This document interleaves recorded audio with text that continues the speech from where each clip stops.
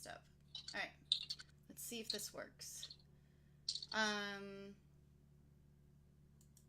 Okay, everybody should be getting sound now. Okay. Let me know if you guys are getting sound, and I'm going to go ahead and switch scenes back. Bam. Okay. They are going back through the picks and bans again. Same picks, same bans as prior to. So the final pick that was on the side of Assassin Squads was the Telenos, which will be that late game long range damage that they need in order to take down the towers and obviously dish out to the front line that INF ended up picking up. We have sound. Yes. We do have sound. We do have sound. Perfect. Okay. So, for everybody first tuning in, welcome everybody. This is a Season 2, Day 1 of the PVL. We are underway with Game 1 of INF Outlawz versus Assassin Squad. Very excited to see this matchup. Picks and bans have already gone through once. However, there was an issue with the game client, so we had to recreate the lobby. So these guys are not this awesome, but they're definitely awesome in their own right, and we're ready to see what action they can end up dishing out.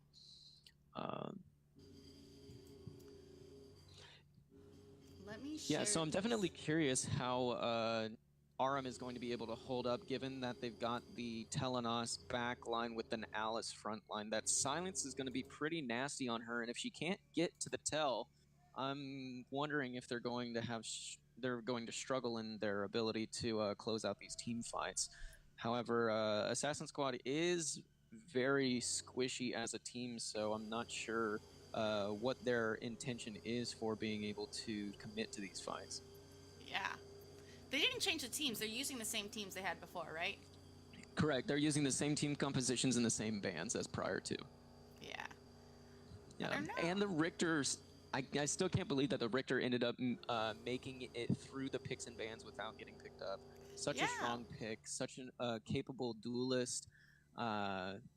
Very surprised at that particular one, but obviously they may just be going for comfort in this case. So it does look like we were able to get into the game client this time, so the game will be starting. Very exciting. Yes, very, very exciting. Yeah, I mean, I guess in some cases when I've been playing and streaming, not everybody always goes with Richter. So I guess some people see him as a threat and some people don't see him as a very strong card. Do you see him as a very strong card? I think that it's not a game winner for any particular hero to be chosen in any circumstance. But I do think that there are very high skill caps for certain heroes that, if used properly, can be very effective. Yes. Richter is one of those cases. If you know how to play him, if you can play him well, you can do massive amounts of damage to an enemy team, which is why he is typically one of those priority pick or bans. Yes, definitely. I agree with that. Yeah. So we are into Game 1 of PVL Season 2, Day 1. INF Outlawz versus Assassin Squad. We are kicking things off. And then we're going to follow whoever you're following. I'll try to keep up with it. Okay, so I'm going to actually be moving the camera manually. Oh, you can move the camera on my screen? Yes. I can move the camera on my screen, so you'll have to move the camera on your screen. Oh yeah, that's what I mean. I'm gonna try to figure out who you're talking about while you're moving around. Yeah. So quick clean invade on both sides, both teams going for that easy blue pickup. Trades, nothing more. They didn't end up poking out one another, so it'll just go right into the early game. It doesn't look like there's going to be much aggression on either side. A little bit of poke coming out from Telenos onto that Lindis.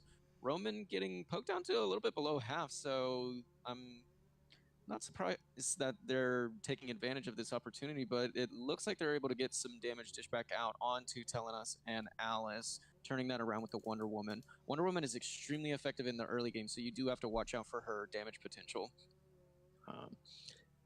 Looking at it, Nakroth coming in for a quick hill onto the Lindis. Oh, that was so nasty. Picking up that red buff for Assassin Squad. That'll be a great early game advantage for them if they can manage to pick it up. It does look like they'll be able to pick it up, and they might be able to pick up the arm. They do pick up the arm, and then more and more are coming in one by one. Flame Jam does end up being able to pick up the kill on his Spartan BB, however, does go down himself to Telenos. What a Hunter great X Hunter invade right X. there. What a great invade. Yeah, that will definitely give them an early gold advantage, 700 gold over onto the advantage side of Assassin Squad. They are looking mean and ready to start this season off right.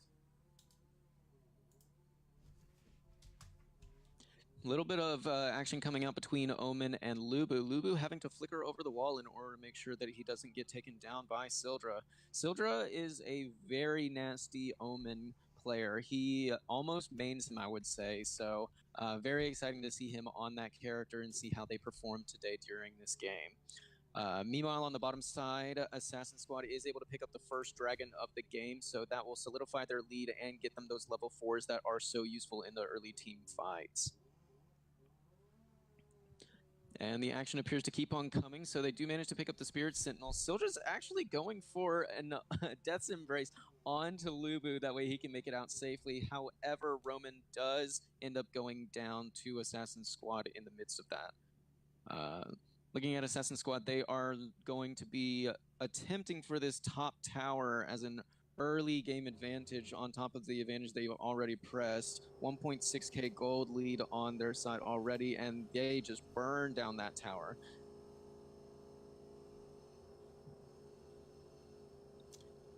Nicely done. Meanwhile, nicely done. yeah. Meanwhile, in the mid lane, Aram does end up getting caught out by the Lubu, gets knocked up, looking for that Alice. And Necro does end up coming in and getting the kill, does manage to make it out with taking a significant amount of damage, but nothing to back it up from the side of INF Outlawz. Clean kill on the side of Assassin Squad. So if you were on the side of INF Outlawz, what would you say is the way for them to come back successfully into this game and take a victory? I feel like map awareness, definitely. I feel like the other team is definitely doing a really good job at rotating together and pushing those lanes together. And while the others are kind of spread out trying to individually, you know, they need to really group up, because if they don't start grouping up, then they're just going to keep getting deleted one by one. And fight breaking out in top lane. Omen going up against the Lubu. He does end up having to flicker out. Is he going to get taken down? He is going to get taken down by Liam on that Liliana.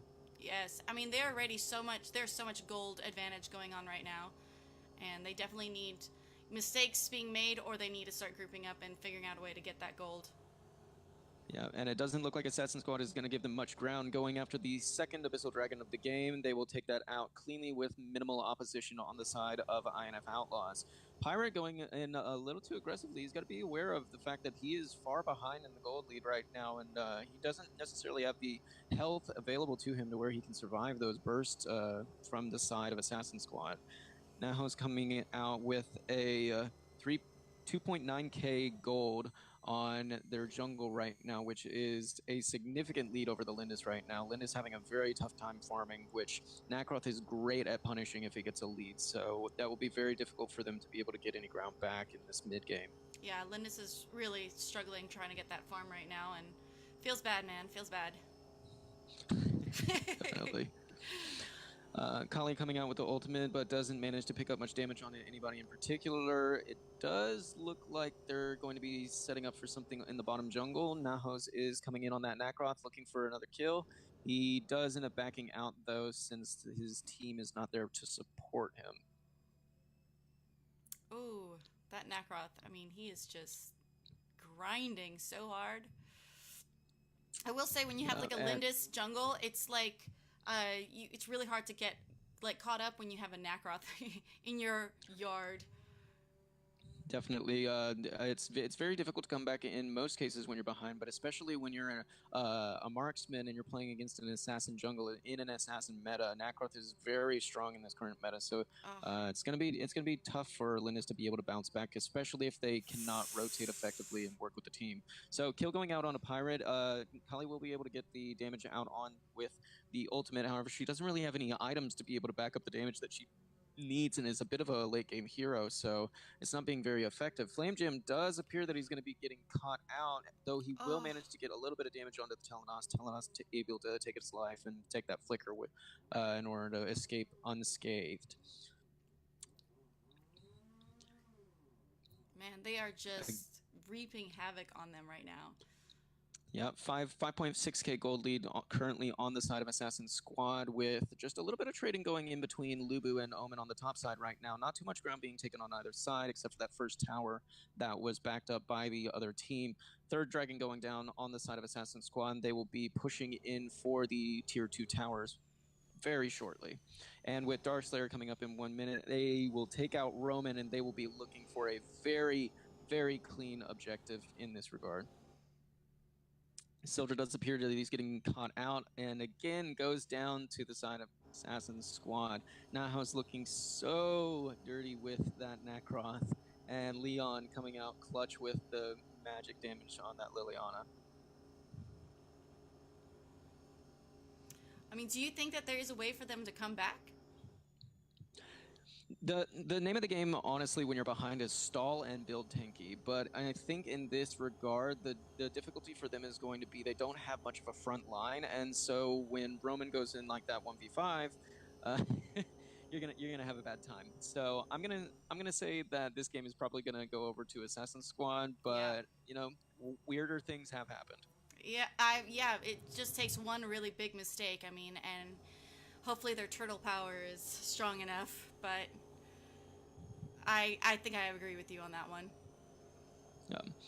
So they will be looking to push in on these high ground turrets ever soon, so I think that they're pretty much looking at a clean game. They just have to make sure that they're pushing the minion waves in simultaneously. That way they can put down enough pressure. Darkslayer is going to be very helpful for that, because the Drake obviously is going to make it easier for them to split the multiple lanes that they need to. It does look like they're going to be getting into a little bit of a fight, but the Kali ultimate is rather ineffective. Nope, he does not end up taking down the Telenas. Coming back over into the bot lane, Sildra is going to get taken down by Nahos. No, he manages to get out with a clutch flicker. However, Pirate will probably end up going down. No, he does not either. I'm eating my words today. I have to acknowledge you for that really high note you hit a couple seconds ago. Oh, when you get intense, you know, and just changes pitch completely. It was great. Oh man, this could be game right here. Well, the respawn times are pretty low, but they are pushing in very heavily, and if they've got the minion wave, then they might be able to close this out, so they do have to worry about that. Kill coming out onto the side of Assassin's Squad. They do take the high ground tower as well, so I don't know if they're going to be able to close it out necessarily, but they do have the pressure on the bottom side, so if they can take out this next high ground tower, then they might be easily pressed in finishing this game out. I love how they are keeping pressure on every single lane, making the other team. Yep, this is... Yep. Ooh. Yep, and that is going to look like it's going to be a game with a clean team wipe onto INF Outlawz by Assassin's Squad. Very clean. Naho's not even being able to get killed, even though the ARM ultimate did go out onto him. Very low, managing to escape. So, well played on the side of Assassin's Squad. Yes, very well played. Just heard a little sound effect go on, and I just remembered I should probably make sure all my sound effects are turned off right now. Before we get random people showing up in stream and typing commands that give off sounds. Yes. I think we did have that so happen. great game on the side of INF Outlawz and Assassin's Squad. INF Outlawz obviously coming in as an underdog. We will have to see if they can make game 2 a little bit more interesting, see if they can come back, put some damage onto Assassin's Squad, and try and rotate more effectively.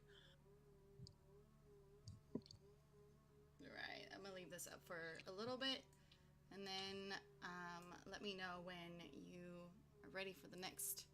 Is there going to be a 5-minute in between? Or so we'll do 5-minute intermissions in between each series. However, we want to make sure that we're keeping this content rolling, so we will be jumping right into game 2 shortly. Okay, sure. Sounds great. All right, and we do that. Make sure my Streamlabs is muted. Bam.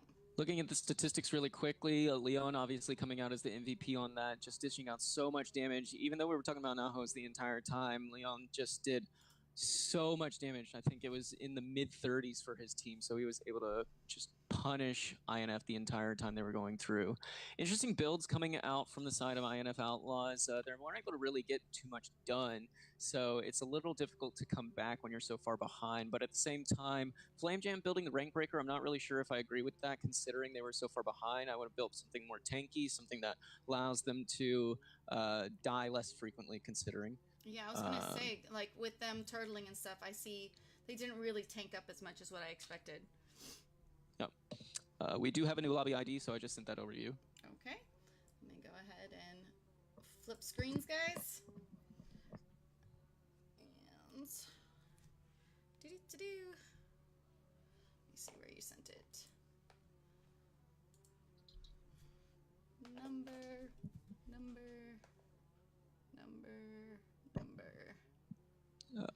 Would you be able to turn my volume up a little bit? Apparently, it's saying that my audio is stuttering slightly. I can see here. Let me find you. Settings for audio. Output volume. Okay. Okay, guys, let me know if his volume is better. Yeah. And without further ado, we will be hopping into game 2 now.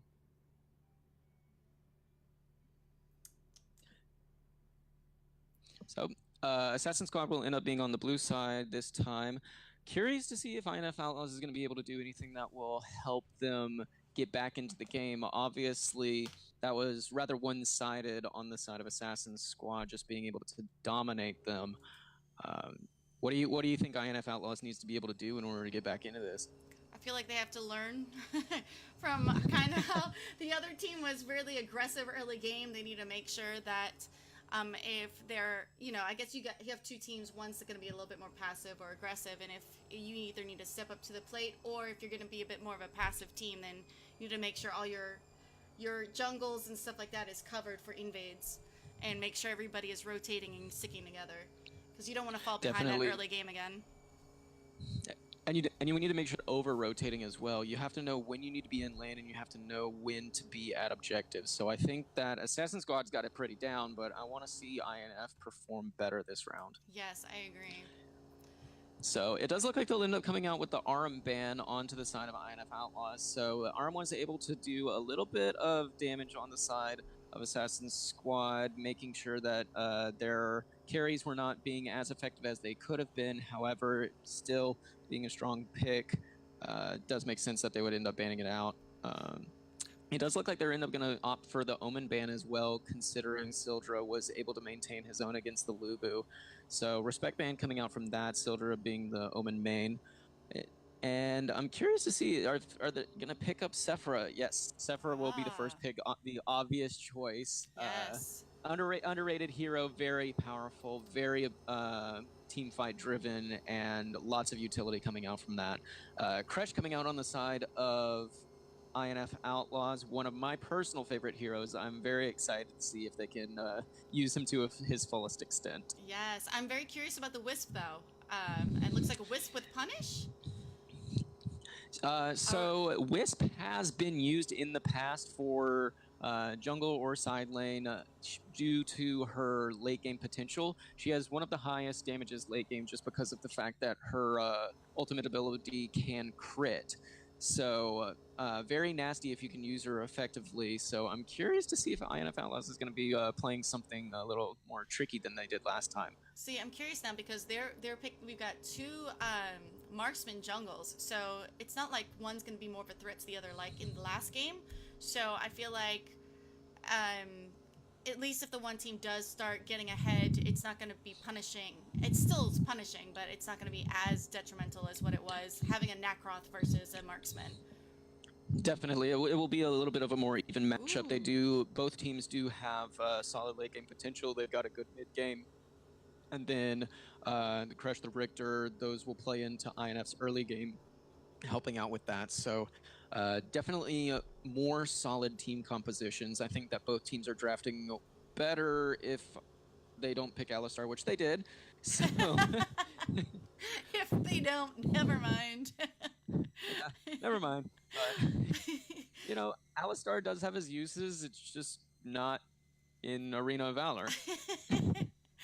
Now, I've heard Alistar is really good in the UK servers and stuff like that, or some of the more Asian servers. Have you heard that? And that he's really like used in some of the big games?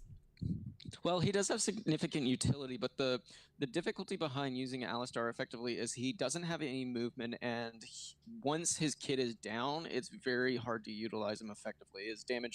His damage potential once he's gone through his kit is very minimal. So if they can do bush ganks, if they can utilize him effectively, use him as a tool rather than a damage potential, use him as a tool to prevent the assassin squad carries from getting to their carries, I think they might have a chance. But if they don't use him effectively, then it's just going to be a 4v5. Yeah, I agree with that. And it's not like they're going for a really strict, hard stun comp in this, so I feel like he's kind of out of place in their with what they have in their going lineup. on. Yeah.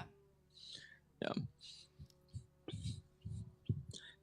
Looking at the side of Assassin Squad, very strong picks on all accounts. Annette being a fantastic support, Sephira being basically a second support while also being that mage damage that you need, and just so long range. The long range coupled with the heal, coupled with the utility stun, and the fact that it's magic damage, just all of that together makes her such a fantastic hero, and she goes underrated so often on North American servers. I'm excited to see that she's getting played more frequently, both in the PVL and in the Valor series. And it does like we are off into game 2 of the matchup between INF Outlawz and Assassin Squad. So here we go. Let's see. Yeah, I'm curious to see if they're going to do the same invade tactic. It does appear that Assassin Squad is maneuvering for an invade. However, INF Outlawz is playing more passively. They did see Phoenix go into that bush on the Mina, and he's not getting out that quickly, so he's going to take a lot of poke. Alistar obviously starting for the first wave. However, they do manage to end up getting that defensive pickup onto their blue buff, so Wisp will be able to get out while also picking up the blue buff. However, Mina is going to lose her life in the process, not having the best positioning in that regard. They will end up taking a little bit of jungle farm in the process, and Richter does manage to come in and take that blue buff on the side of Assassin Squad for INF Outlawz. That was clutch. Yeah, that was. And I feel like they knew that they were going to invade, so they figured, all right, well, while they're invading, we can go ahead, because they full team invade. While they're full team invading, they can just go ahead and steal that blue, and that was really smart on them. Absolutely. The counter invade done by Sildra was very well timed, and because of that, he is going to have a much better time playing against the Malik, who, by all accounts, should be pretty strong against Richter in that early game matchup. Yeah, I was going to say, early game, who do you think? Is it Richter or Malik? I never play Malik, so I don't really know. When I solo lane Malik, I prefer to go with a Marja. I'm a Marja girl, so and he's kind of easy for me. So Malik definitely does benefits, but in the bottom lane, it does look like Phoenix is going to go down again if they can manage to get the damage potential out on him that they need to. Oh my gosh. Stumble in coming on Crush. Is Crush going to go down? It does look like he's going to go down as well, so that save did not end up actually doing anything good for them.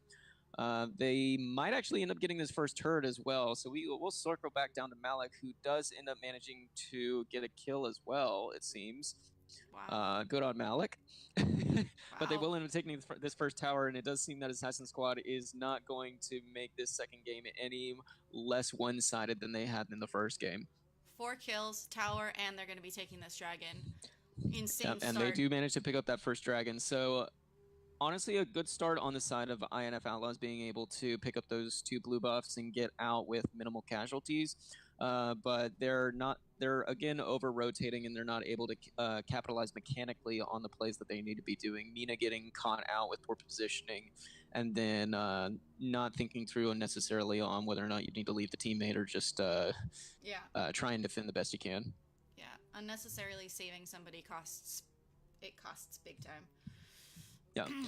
So I love what Annette's doing right now, being able to push up into their jungle and check and see if there's any buffs available. Obviously, they do see that red buff. However, they don't have the manpower around to be able to support a push into that jungle. Alistar coming in with ultimate onto the Spartan. I'm not sure if he's going to be able to do that, obviously, with the Sephira heals nearby. Malik rotating down as well, being able to push up after clearing the wave quickly. It does appear that Sildra is looking more towards just clearing the wave and getting as much CS as he possibly can, but he is going to get caught out right here because he doesn't have the... Feels bad. He doesn't have the movement to be able to get out of a situation like that. He was overextended, and it just ended up biting him because of it. So I think Roman will be able to clear that one minion no problem, so no chance of them losing a tower to that, but they will be able to pick up the Spirit Sentinel, and they're looking for another jungle invade if they don't end up going for the mid tower. Yeah, more and more I'm starting to see, like, the Alistar, again, still such an interesting pick. I'm very curious to why they picked that, because I feel like even with what they're facing, he's so easily countered right now. Yeah, and I think that if you use Alistar in the sense of locking down either the Ryoma or the Violet in a 1v1 situation or a 1v2 where you manage to have an advantage, there's opportunity. Phoenix going down again. Poor positioning there. There's opportunity for you to do something. However, because they have a Sephira that can just heal through it, they can stun you, they can prevent you from making any good on that situation. So really, I mean, I think you should be using that stun on the Sephira and try to take her out before those team fights happen, and she can be really effective. But that's the thing, is they're rotating so well and they're teaming so well. It's going to be hard for him to even try to figure out how to get one of them locked up without the rest of the team showing up. And Richter going for a very aggressive dive onto the members of the team. However, Alistar will be able to get the stun on BB this time. BB's going to end up going down. Yes, he will. Crush being that front line, however, he has no health, and Ryoma is very big right now. So they're going to have to get pushed back, but they will end up taking a 1-for-3 loss. So not exactly worth it on the side of INF Outlawz. They will lose a lot of pressure here, and they will end up losing the top tower with Malik pushing in that regard. Malik split pushing in the top lane. Never really seen a Malik be able to effectively split push, but, you know, new meta. New meta, yeah. But I feel like they're so far ahead, too, right now that they're comfortable having just 4-man fights right now while he pushes up, so... Yeah. Absolutely. 6.1k gold lead on the Assassin squad. Malik just being an effective laner to where if you need almost 1.5 people to be able to deal with him if he gets too far ahead, especially when you've got a melee hero that can't necessarily out-trade him in the mid-game. So looking at this, it does look like Assassin squad going to be coming into the jungle and picking up the blue buff on the side of INF Outlawz. INF Outlawz not be able to counter that with anything, it seems, so that will just be a free pickup for Assassin Squad. Phoenix, are you going to go down again? No, he will not. It looks like he's going to be alive for the time being. Richter, though, is going to end up going down because that was a little aggressive and he didn't have any backup from his team. And Phoenix goes down again. Wow. I mean, the deletion process here, it's almost not fair. And the damage already coming out from Violet is massive, having completed that rank breaker and that Claves. She's going to be doing a ton to pretty much anybody in her wake, and if they can't manage to get to her in the back line, they're not going to be able to do anything. This game's going to be over pretty quick. Yeah. So they will be coming around the bottom side and taking up this second tower. I'm curious to see if they're going to be able to take out a Malik, though. I don't think that's necessary for them to allocate so many resources up to the top side, considering they're so far behind already. Still waiting to see the other team. I'm not sure what you do. Yeah. With Outlawz. I mean, I'm still waiting to see if they're going to be building some kind of defenses since they're so far behind right now, but it looks like they're still going pretty hard damage. Yeah, Richter opting for the Hermes Select first item. It's very useful if you can out-rotate. We'll get back to that in a second, though. Yeah. Cleave coming out from Roar on the Malik. He will end up shocking into the nothing, missing all of the players, and they're going to be taking a decent amount of poke damage. Ryoma coming in on the back line, take damage onto Flame Jam. They will take down Phoenix and Sildra at the same time without taking any losses, though, probably just because they're so far ahead. I mean, if... It was a decent opportunity for them if they were in a more even team fight situation, but because they're 10k gold ahead, the health bars are so different, the damage potential is so different from both teams that Assassin Squad really has room to make a couple of mistakes and just roll with it. Yeah. So it does look like they'll end up taking out that Dark Slayer, just melting it down with obviously Violet having so much damage on her now. That's gonna be pretty difficult for them to come back from. So Drake getting popped down into the middle lane, that'll start pushing in, and they're gonna be rotating on the bottom lane as they end up picking up the blue buff, pushing in multiple lanes at the same time. They're gonna ignore the top lane for now, and so I'm not really sure why Richter's there, but you know, you got to keep all lanes intact, it seems. Flame Gem going to end up going down if he doesn't manage to get out. He does manage to get out, but that is going to be short-lived because he's not going to be able to be here for the fight onto the high ground tower. They're going to make quick work of that, and Nahos is going in deep, potentially too deep, but he doesn't seem like he's having any issues with it. So great metamorphosis coming out on the side of Flame Jam. That was actually really well timed. He does manage to catch a couple of people. However, with the gold deficit, I think that they're just going to end up melting the rest of the team. Yeah, so INF Outlawz going down very quickly. Violet pumping out so much damage. That will probably be the game right there, taking out the core. GG very once good job again. on the side of Assassin Squad. GG. Yes. Yep. Good job, Assassin Squad. My goodness. I'm still very curious how, now I'm very curious to see how a Wisp, you know, like you said that it is actually somewhat meta, or people have used Wisp for jungling. I've never seen it before till this game, so now I'm very curious to actually see the potential of a good game with the Wisp jungle.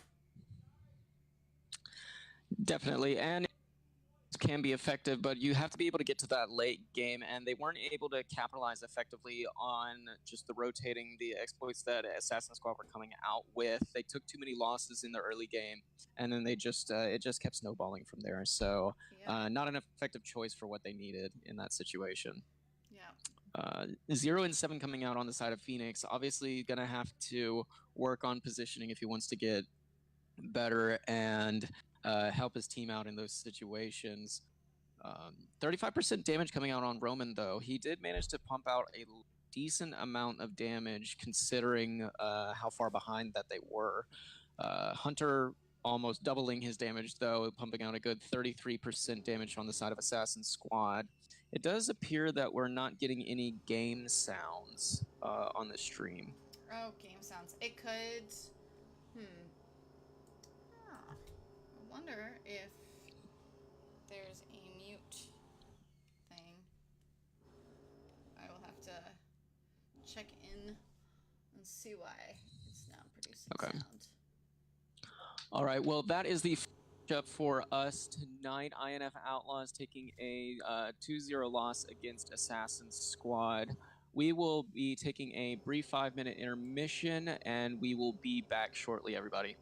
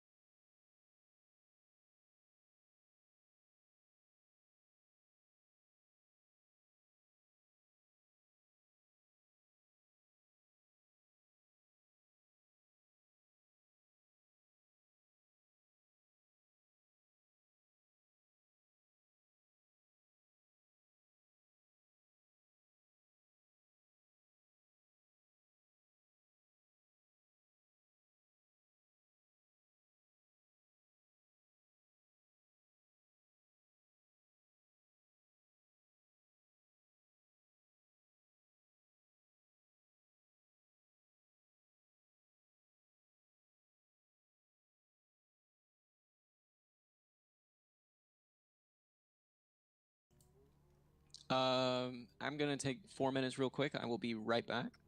I'm gonna go ahead and mute myself in the process. All right. We'll be back at 9 EST sharp. I'll have the new lobby set up. Awesome. Sorry guys, I have audio issues going on with my Elgato or with my iPad.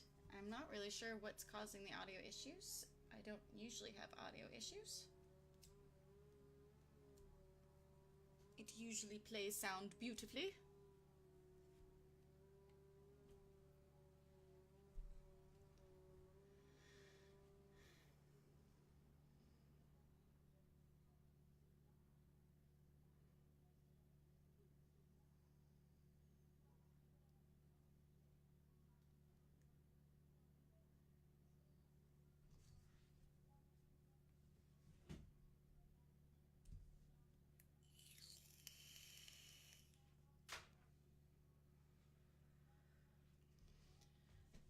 Interesting seeing you guys chat in here because I'm not really sure which of you are from Twitch and what your Twitch names are.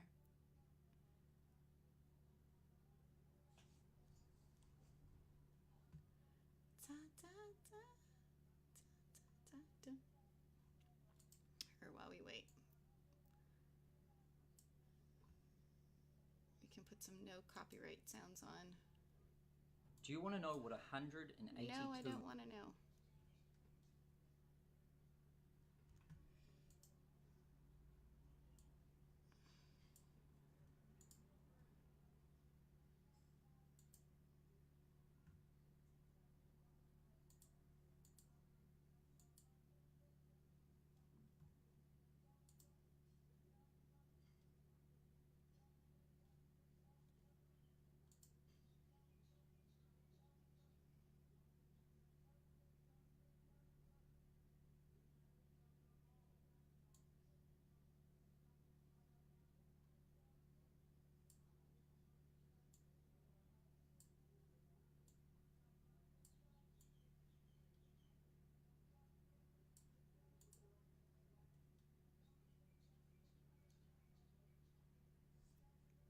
See here.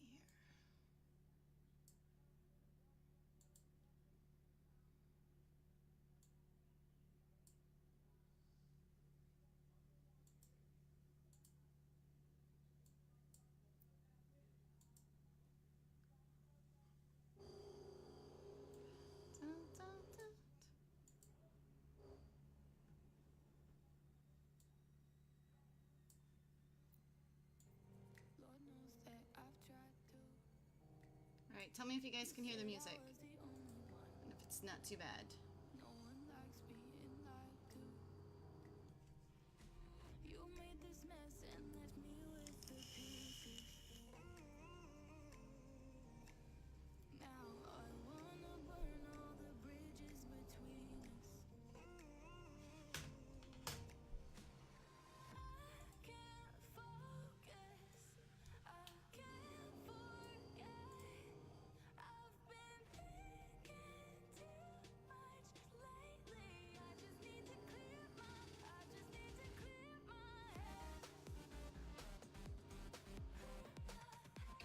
Okay, I am back and I'm gonna start setting up the lobby.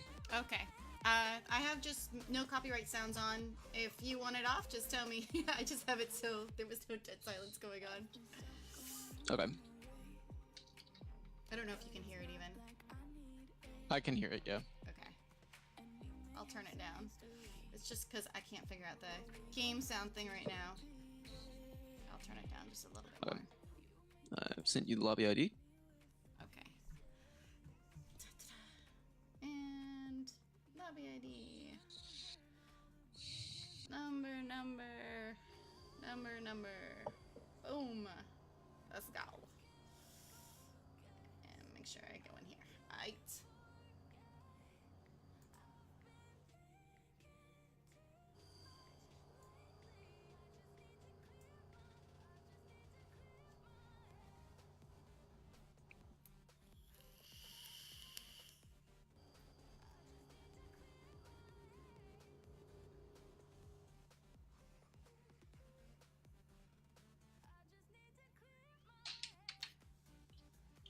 So who do we have for our next couple teams coming up?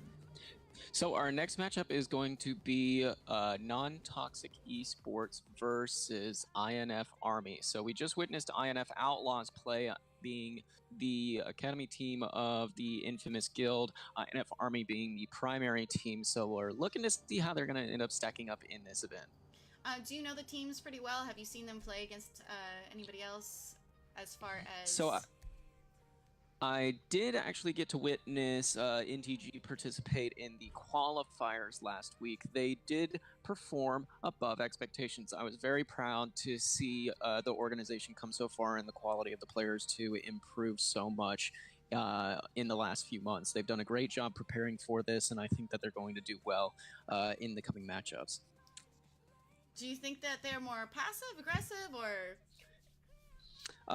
They're more strategic in their gameplay. I think that they play more aggressively, which does help in North American scenes.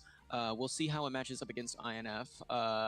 INF Army being the Season 1 team that ended up placing in the top 8 for PVL last season. So we'll see how they've done to improve over the break.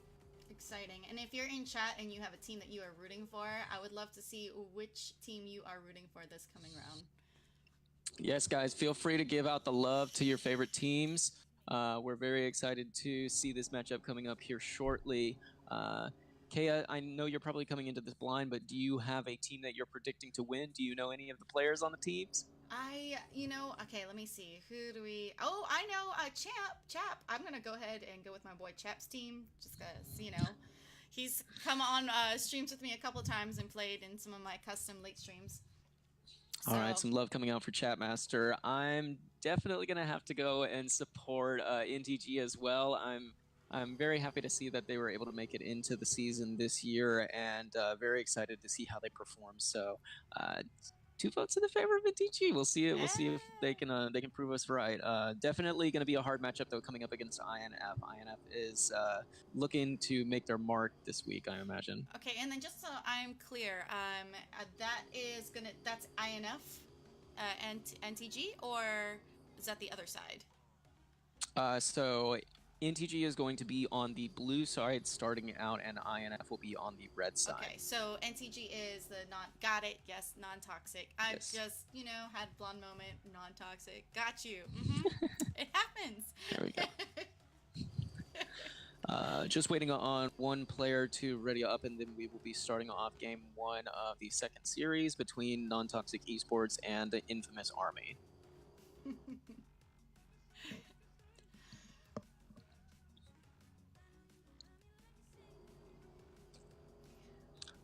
And everybody's ready? All right, let's switch over. And we're into the hero select. All right.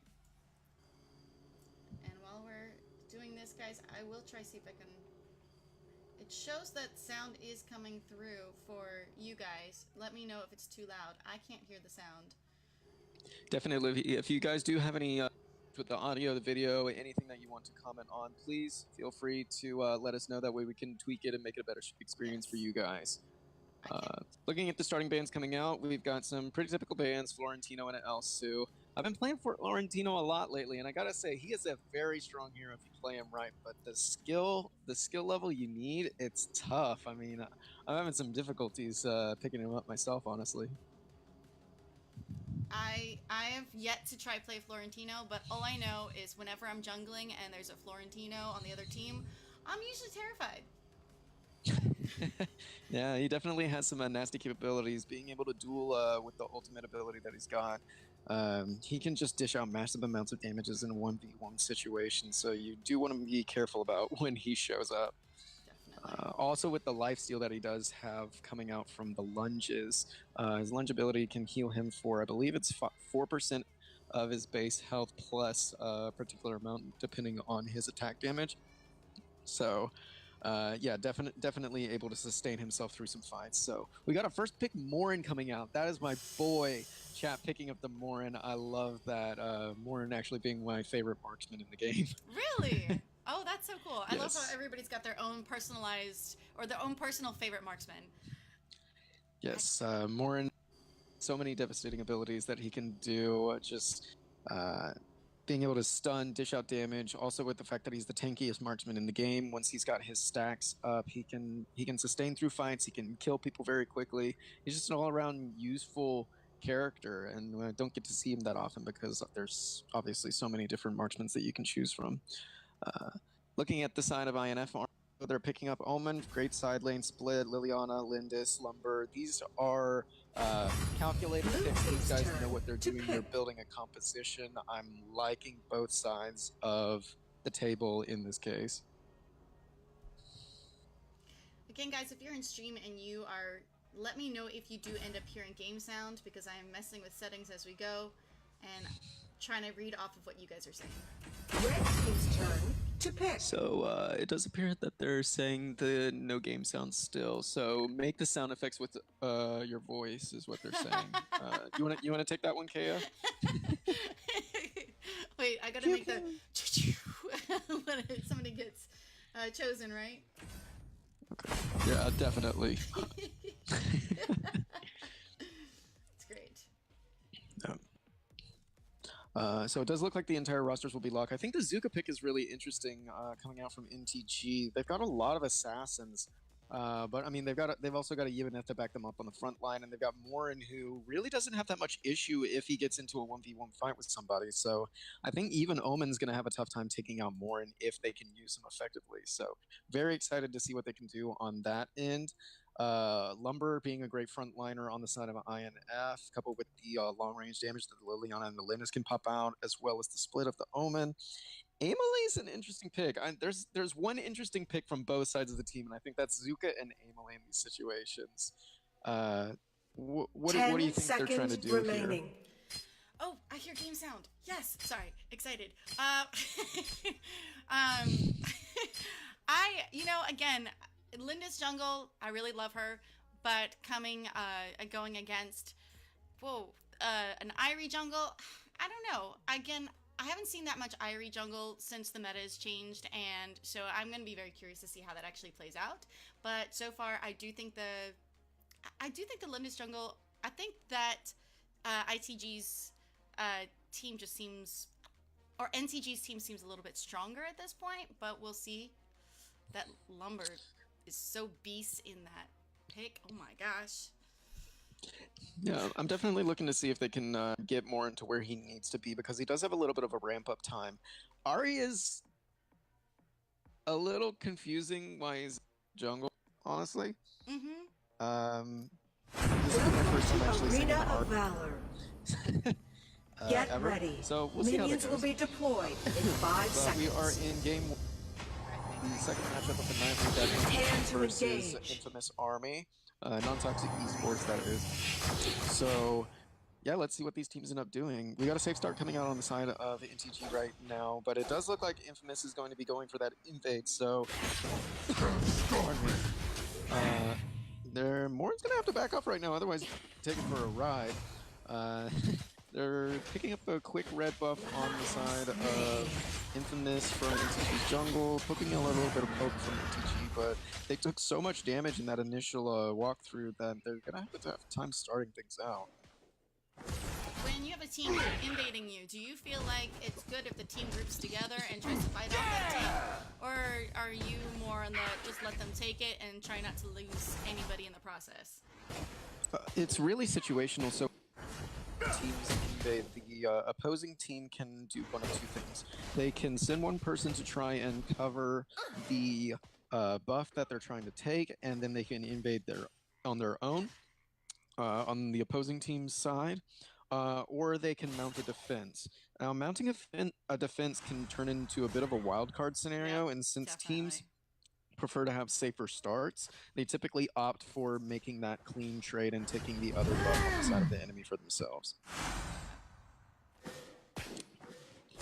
Looking at the bot lane, Chap on Morin is going to be laning up against an Omen with Yibeth coming in as bot support. It's going to be really difficult on the side of the Ahri though, because I'm not really sure if they're going to be able to capitalize not having support to back up the jungle. And it does appear that Esros is going to go down very quickly from a coordinated INF on the 3-man rotation.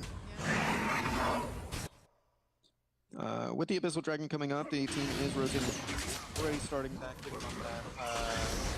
getting on that Abyssal Dragon as the Lumber and Omen end up zoning the two heroes in the bottom lane from being able to take that. So Ari will not be able to get into that. She just picked up her ultimate, however, the Abyssal Dragon is already gone, and INF will pick up some early gold.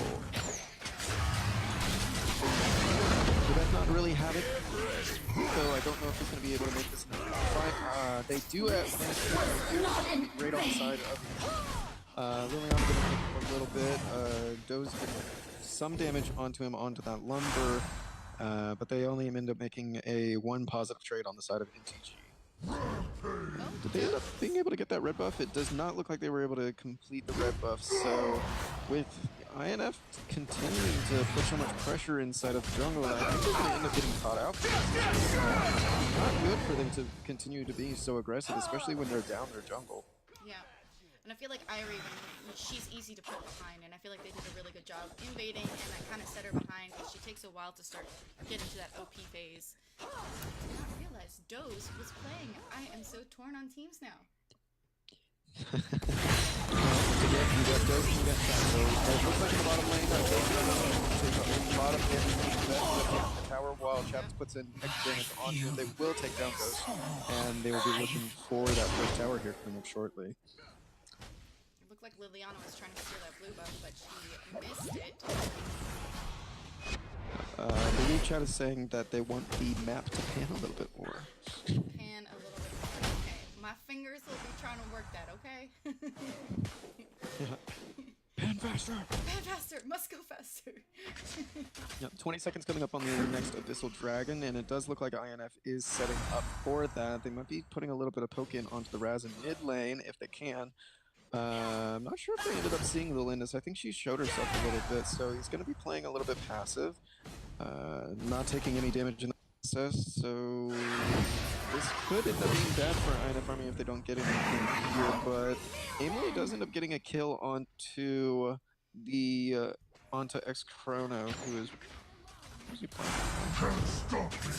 Oh, X Chrono is playing the Ari for jungle. I'm like, wait, what's that hero? Punish. Oh, it's Ari? That's odd. But he does end up getting taken down himself by the Zuka by Fox. So nobody going after the Abyssal just yet, but it does look like their mid lanes are going to be trading a little bit of damage. So Esteros going for a little bit of poke onto Jin, however, Jin with the Liliana to A red team tower has been destroyed. Yep, and it does look like in the bot lane they're going to be looking for a little bit of push. Ari does go down though as Omen comes in with the Death Touch.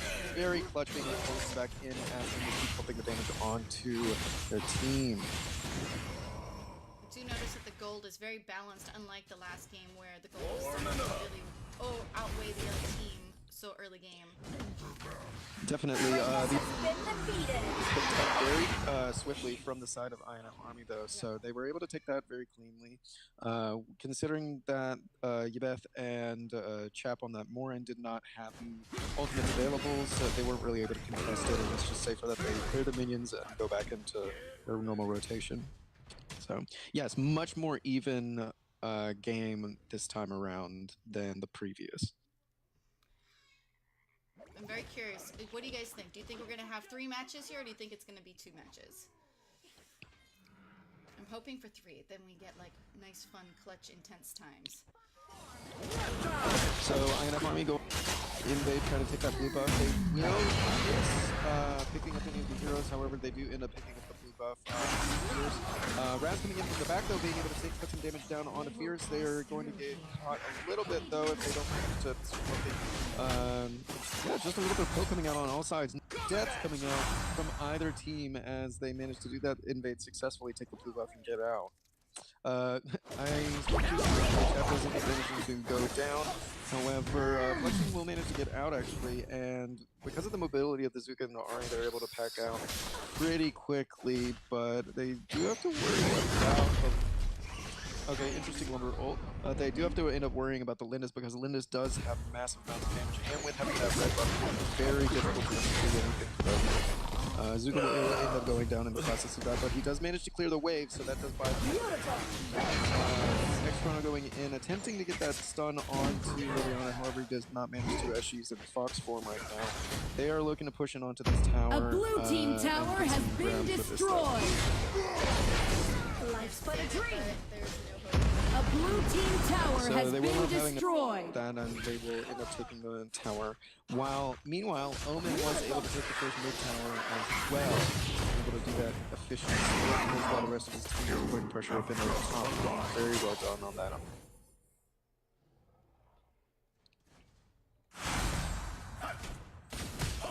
haven't seen some good gameplay in a long time, so I'm excited to see it. Yeah, I'll be very to get to the late game, and with the game being free, it's quite possible. However, I'm not sure if you noticed that INF is realizing that they're in the middle of this dragon. It's be hard pressed to get out alive. Team members make that full. Remembers. It was a great ult, but it just wasn't enough. Yes, it was a good one to admit. So do end up being able to take out Doze sacrificing himself for the betterment of his team, and INF are pushing in onto the last part of those towers. Meanwhile, over in the top A blue team tower has been destroyed. headed into the mid lane now to A blue clean team up this tower and has make it been a destroyed. one-sider of the mid game.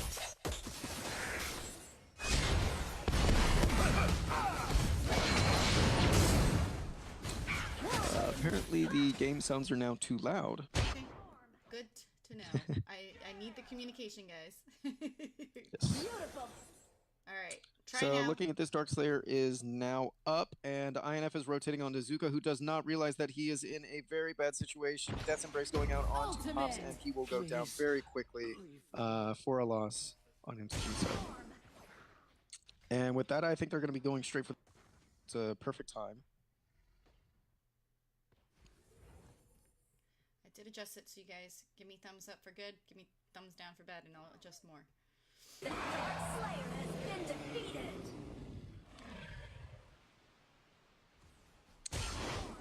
So looking at the side of NTG right now, with them having being able to pick up the Drake, they're going to be able to start pushing in and start closing out the game. They're already at the high grounds. If you're on the side of NTG, again, it's just a matter of building tanky, playing the long game, and then trying to get your carries up to the point where they can be efficient enough to deal with these massive powerhouses that you've got now on the side of INF. INF with an 8k gold lead almost.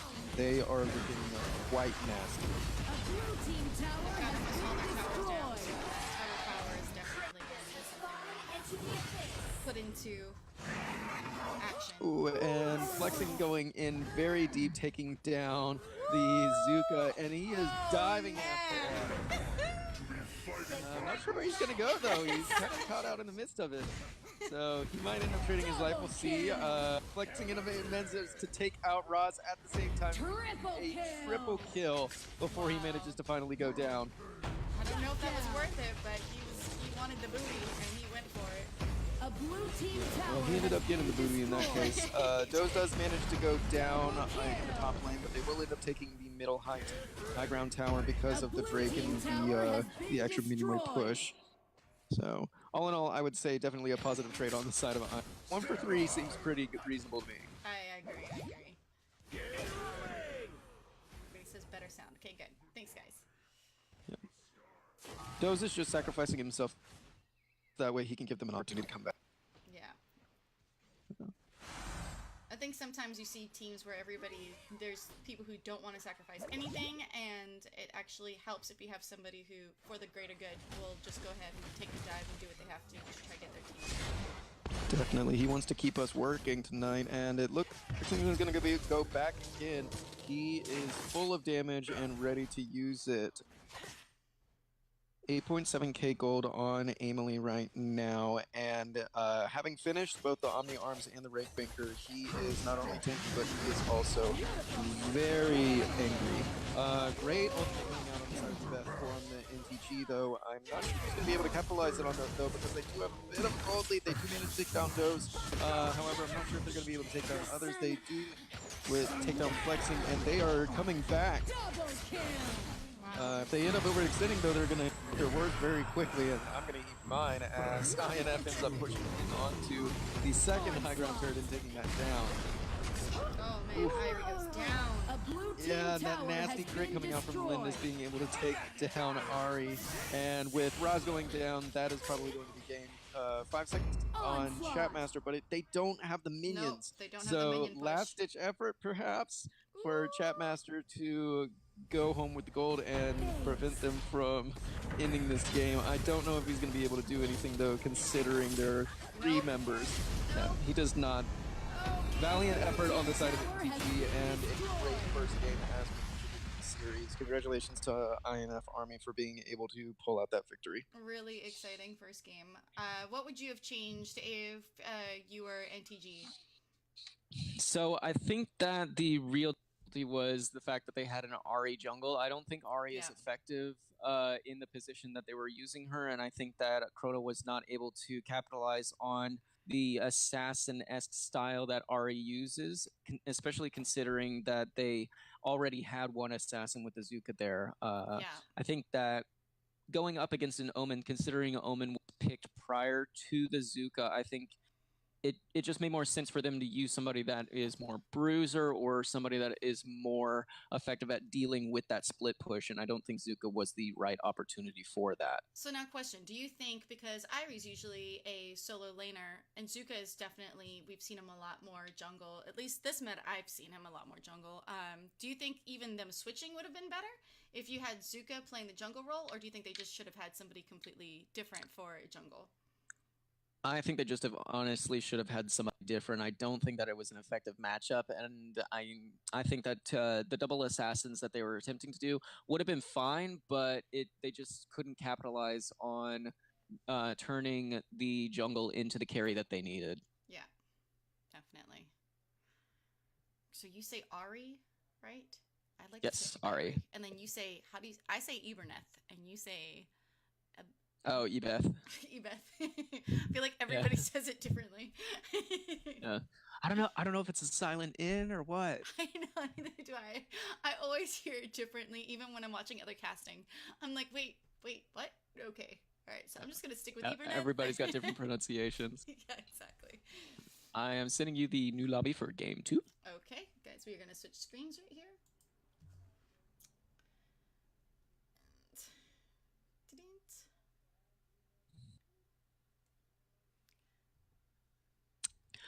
Now, I was very happy to see Flexing perform well, especially since he's one of my former teammates back from Season 1 PVL. So, well done job to him. He definitely earned that victory.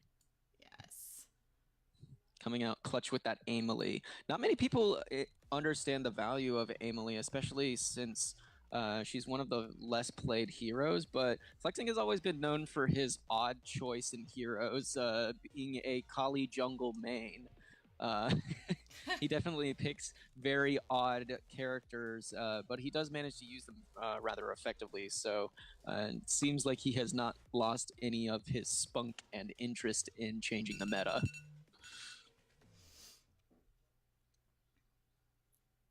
So now teams have swapped sides, right?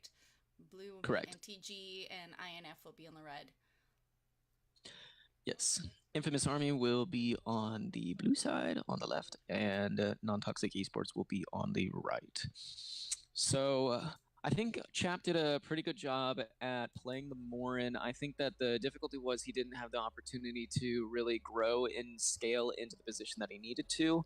Also, considering that they ended up falling behind in the mid game, it was very tough for him. I think he needed to build more sustainer, more opportunities. That way he could get out alive and get out safely, especially since he didn't have that much of a front line from his team. Ubeth being very useful, but not being the effective tank that they needed, especially since the enemy team ended up just bypassing them, and the rest of his team was getting caught out in most situations. Yeah.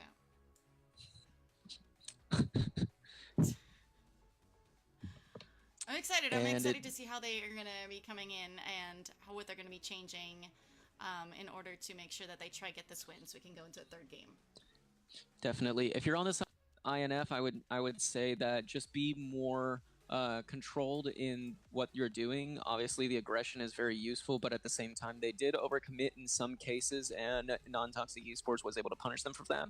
If you're on the side of NonToxic Esports, I would say try to build something that's more stable, more balanced in your team composition, and just don't get overexcited and try not to over-rotate. Yeah. And with that, we will be going into Game 2 of the night with Infamous Army versus NonToxic Esports. Let's go, peoples. And are they? They do end up going with the Morn ban, so a little bit of a respect ban coming out from Infamous onto NonToxic Esports. Ooh. Blue team's turn to ban. And the Lindis in turn coming out on Toxic Esports, banning out Fierce. Red team's turn What to cricket ban. Interesting. Yeah. Now, Cricket used to be a staple ban back when he initially got buffed. I Yeah. think with the new heroes coming out, though, he hasn't been seen as frequently in the ban stage. Blue team's turn Florentino to ban. being an yes. obvious choice, Lindis being a more common choice in the bans, and then Quillen. Morin obviously being a target ban. Red Quillen, team's turn yes, to Quillen ban. is nasty when they get into the hands of a player that knows how to use them. So. Oh my gosh, yes. And Elso too. Elso is definitely somebody that I see in bans all the time. Taking staple bans minus the Morin target ban and the crit back, I would say. Yeah, Sephiroth getting picked up by Infamous. Very strong picks to start Yep. out, and telling us another very good marksman coming out from NTG. Tell is one of my favorite marksmen. I love Tell. So I'm not actually very Blue team's turn familiar to with pick. using her in my own particular experience. I know that being on NTG, you just have to be a Telenos fan, considering APOC, the guild leader, is probably one of the people with the most Telenos games on the planet at this point. But yeah, great pick coming out on the side of NTG. Liliana getting picked up as a very good staple pick. Richter and Sephora being picked up on the side of INF. That is going to be a nasty composition if they can use them effectively. Yes, I agree. And I'm curious about the Scud pick. I'm glad they changed it from Xanis to Zephys. Zephys is a very good dive hero, and I think they've got a composition to where they can capitalize on that. Yeah. If they can use the Scud effectively, I think it'll be a good pick, but I'm curious to see what INF is going to do to counter that. Yeah, it definitely looks like they're going for a more Red dive. team's turn to pick. And I am curious about INF's Annette. Oh, Crash. I don't know. I'm kind of excited to see how this is going to play out. Yeah, so obviously Richter will end up going up against the Scud, I believe, inside of the Darkslayer lane, and then on the Abyssal lane, you're going to have Telenos and the... Actually, are they running double support? They are running double support, I think. So, Thane and Annette, I'm curious to see who's going to end up holding down the Abyssal lane on the side of INF. They might have Thane do it, but... yeah, so Thane like going over to Thane going over to Flexing, of course it does. So Flexing will end up probably using Thane in the Abyssal Dragon lane. Now, 10 considering seconds Thane remaining. has extreme amounts of utility and is a very tanky hero, he's probably going to put it to good use. Let's see what he ends up doing as we make our way into Game 2. So, who do you think has the upper hand if you're looking at both team comps? Looking at both team comps, when you look at NTG, you see damage potential, you see dive, you Yes. see raw power. Yeah. When you see INF, you see control. Yep, exactly. You see utility, stuns for days, healing, rolling. Basically the anti of any that you would want from a dive composition. There's Yeah. very minimal squishy heroes. All of them have strong utility that prevents you from diving effectively. My money's on INF. Okay. I will go Arena NTG. of Valor. I'm gonna go hardcore Get ready. dive comp here. Minions will be deployed And in 5 seconds. we'll see. I like a dive comp, but Prepare you know, to with engage. dive comps, you can get a little too cocky with things, and mistakes can easily be made. That is the one thing, though, about a really strong dive comp. Definitely, and it does look like they're going to be running into very shortly. So, Ghost and Doze going aggressive into the side of NTG. NTG could really punish Doze right here, but they don't end up doing it that much. Having 4 people right there and not taking a chance to put any poke onto Doze was very interesting. Yep. They will manage to pick up the blue buff safely this time. Espero should not go down, and does not, it appears. But they will put a little bit of zoning onto X-Chrono. And it does look like Wolf finally shows up, that way he can do the support that he needs to be doing. Yeah. Esro's already having to back, though, being at 1 bar HP. I hope he understands how long Sephiroth's range is, though. You gotta be very careful about that, considering Liliana having a very long range herself. Pop's doing a good job of keeping that vision alive, that way he can see if INF is invading at all. So X-Chrono does manage to get both buffs on his side of the jungle, and he will clear a little bit faster than Violet in the early game, so looking to see if he can make anything happen here.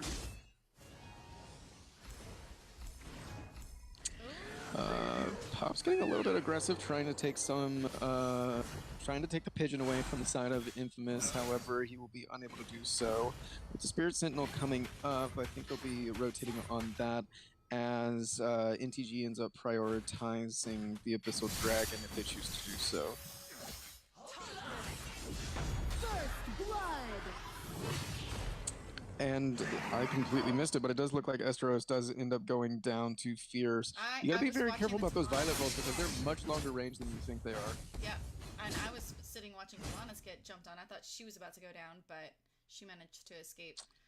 It does look like Telenas is actually down, but he to get out safely for the time being. Chap getting a clutch aquatic shield from the Crest, and then Infamous being able to pick up the first Abyssal Dragon of the game. Yeah. So, starting off, it looks like a pretty strong start coming out on the side of Infamous. They're rotating more effectively. It's a little sloppy, I'd say, just because they're not really rotating as a team. Obviously, you've got the jungle and the support that are roaming together at one time. Good Metamorphosis coming out from the side of Crash, that way he can manage to get out, but he does take a lot of poke in the process, so he won't be very effective for the next couple of minutes. I want to see Sephiroth rotate more with the team. Jin taking a little bit of poke, and if you're not effectively using your mana, then you're not going to be able to back up your team in those fights, so if he doesn't rotate more, then they may end up having a little bit of trouble in the mid-game, especially if Esteros does. And like with teams not rotating as well together, it's a little hard to kind of spamming all over the map trying to get these plays. Flexing does appear that he's will go down as Pops paves the way for X-Chrono to come in and clean up that fight. So very good job on Pop for sticking to the fight, and then X-Chrono for following up and taking that or the side of NTG. NTG end up looking at the new Spirit Sentinel. Are they going to be able to pull that out? I don't think they actually did. I think that was picked up by the Sephiroth. A little bit tricky, and then Chapel ended up going down from Richter in the bottom lane. So, yeah, you got to be really careful if you're a marksman and you're going up against Richter. He is nasty, especially if you give him any ground. Telenos being one of the least mobile heroes in the marksman role, it's going to be very difficult to make her way if she can't land those skill shots and keep Richter away when it matters most. I feel like with Wave's getting cleared up. Ooh, yeah. I feel like with Talanas too, she can fall behind really easily, and it's really hard for her to start to get back up to speed with everything else. Definitely, it's the same as if you in the Linda situation and you were behind with an assassin like Nakaroth that we saw in the first games. If you're Telenos and don't have farm, you're gonna have a bad time. Yeah. I'll take this.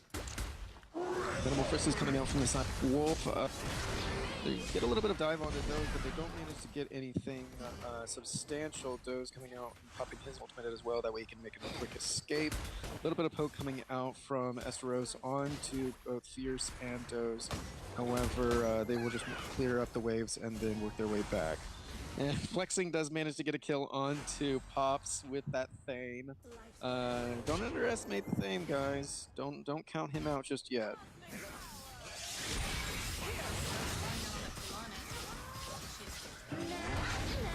Oh no, she does not. I spoke too soon.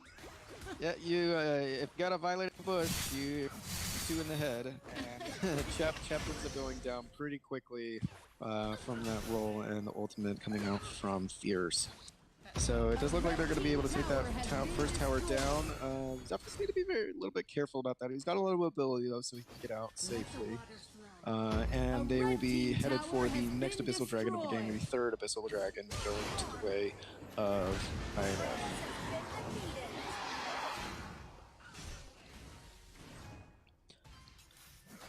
Looking at things right now, I think that the primary issue that NT is actually having is that they're clumping a little bit, and all of the abilities that are coming out from either Doze, or the Sephira, or the Richter, it really maximizes, if you're standing on top of one another, being able to deal damage to everybody at the same time. Metamorphosis coming out from Wolf, not really effective in that situation, and with him being low health and not having any backup, it doesn't really seem like an effective use of the ability.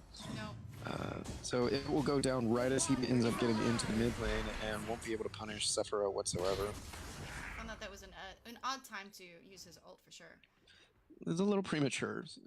Pop's gonna be getting in onto the tower and will manage to get the Beast Animal Rage off and put a little bit of damage onto the team. However, being that they're so far behind now, I don't think they're going to be able to do much about it. Again, Sephira being there, being able to rotate, putting in effective use of heal, keeping the teammates alive, and giving them the benefits that they need in order to win those team fights. They will end up picking up the red, and they're looking for that second tower. Great ultimate on the side of Doze being able to get Esteros pushed back, and they will end up getting to take him down as they look for that second tower. A red team tower has been destroyed. A red Yes, team tower with that has control been composition that they've got destroyed. built out, the Thane stuns, the Sephira stuns, the heal, the pushback from the net. They've got a lot of utility and they're using it rather effectively right now. So 5k gold lead on the side of INF, so don't count NTG out just yet, but it is looking a little grim. Wow, really puts a mark on Ghost. A blue team tower has been destroyed. I feel like coming back though, they do have to try catch one of them out and try maybe, but it's really hard because INF is grouping so well to catch one of them out. It's just gonna be hard. Absolutely, when they're rotating as a team like that, it is difficult for them to get in ground. Esteros being able to put a little bit of poke in, but not for taking too much more poke himself. They are rotating really effectively as a 3-man now, and that's going to make all the difference when they get into these late game team fights, being to make sure that they're going to the objectives that they need to be doing, and they're there to back one another up when they need it. So 4th Abyssal Dragon going down on the side of INF. Doze was so deep there. Oh, third Abyssal Dragon down. 3rd Abyssal going down.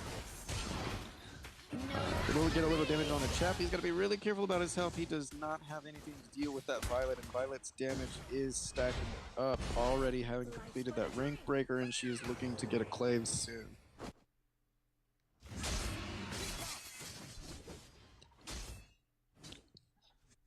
Good bit of poke coming out from Fierce onto the and the Crush. They are looking for this tower. They really want it. Meanwhile, Annette's just sitting in the mid lane, poking away. Sephira is getting ready to rotate down onto the bottom to help him out.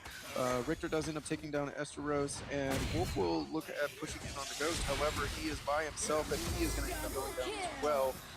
Infamous picking up 2 kills for none, and they will end up picking up the blue buff as well. Double kill goes to Richter. Sweet sauce. Meanwhile, top lane Thane just doing whatever he so pleases. Violet being pretty aggressive, looking for this second tower in the bottom lane. With the mini wave there, I doubt that they will have much issues. However, Chap going deep. He does manage to get a good kill onto the Violet, ending that streak. However, Ghost will take Telenos down in the process and does manage to get out safely. A red team tower has been destroyed. Meanwhile, in the top lane, Pops is actually going pretty hard, managing to take out 2 towers by himself, just doing that split push as he so pleases. Flexing taking out on that Thane, the waves just to clear it a little bit quicker and prevent him from pushing too much further. Meanwhile, in the bot lane, Doe's getting caught out. He may end up going down as he tries to make his escape. He will not, however, he will be able to get out with Sephira coming in to back them up. And then in the top lane, Richter does manage to take down Pops on that Scud as he tries to make his escape as well. So do you feel like Scud should just keep pushing down that lane, or do you think he should start joining in some of these team fights?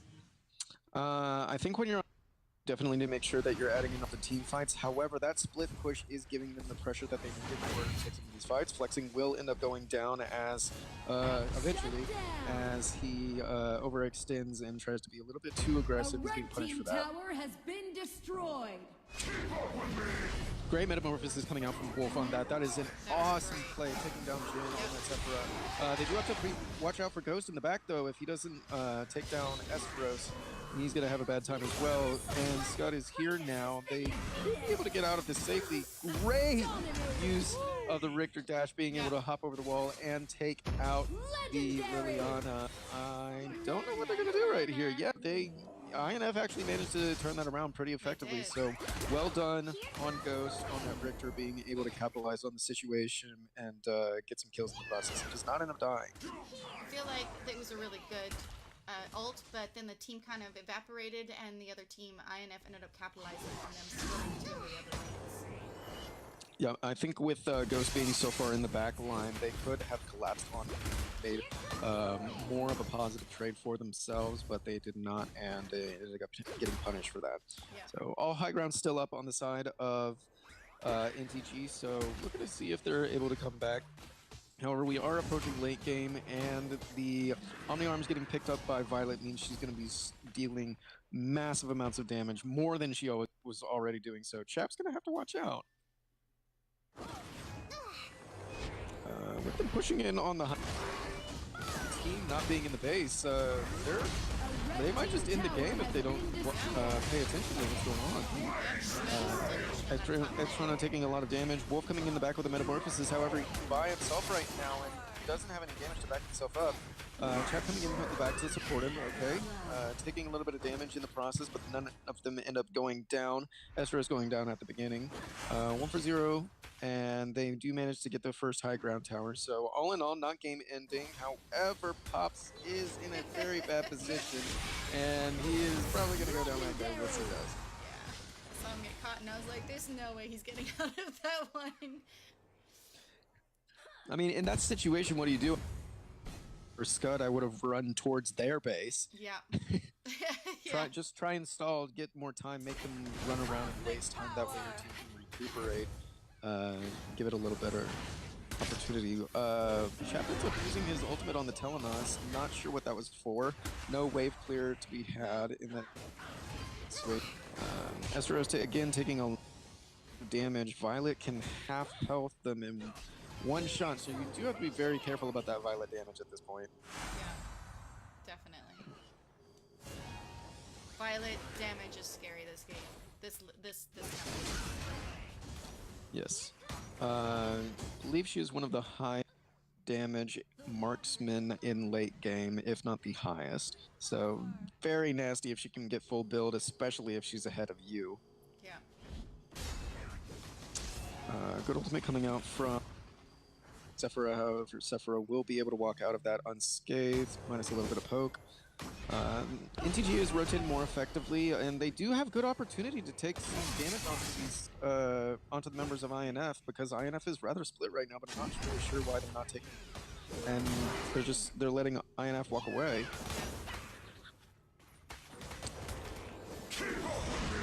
Metamorphosis coming out from Wolf. However, his team is not there to back him up, really, so not sure what that's going to do. He might end up going down. Ghost ends up being able to get out, and Ghost showing up now. He is going to do massive amounts of work on the side of that with all of these low HP bars, not having any abilities. 3 kills coming out from Victor. Let's see if we can make it 4. 4 kills coming down with Violet picking one up. They are going to end this probably here and now. So Scott actually is still alive. I did not notice that. He does manage to get out. But a triple kill coming out from Ghost with 1 kill getting picked up by the Violet. Trying to save that base. Yes, he does, but he doesn't realize that Richter is already using his build and has the Leviathan, which will allow him to resurrect, and they will be taking the floor for a clean 2-0 victory over NTG. That was a great game. Yes, Great very well game. played by both sides, honestly. Definitely room for improvement from both teams. I think that INF definitely has to work on their aggression, because playing against better teams that are more familiar with their heroes and have better team communication, they're going to get punished for being stuck out like that. Yeah. Ghost coming in with a massive 12-0, though. He definitely came in as the MVP for his team in this situation, dealing Yes. 26% damage for his team. And then with 33% damage on Chap, I feel like though he did a lot of damage, he wasn't being that effective, putting out as much poke that he could, but not being able to effectively capitalize on the hero, given that he was leaning against the Richter, and they did not have a front line that was very effective. Yeah. I feel like this match, everything was a little bit more scattered too than the last match, and I feel like there were a lot more mistakes made, especially on the NTG side. I do feel like INF had so much more control, and so it was a really good team comp from them. It was actually really fun to watch just to see how that played out. Very fun indeed, guys, and I hope that you guys at home, wherever you are enjoying this as well. This is day 1, season 2 of the Premier Valor League.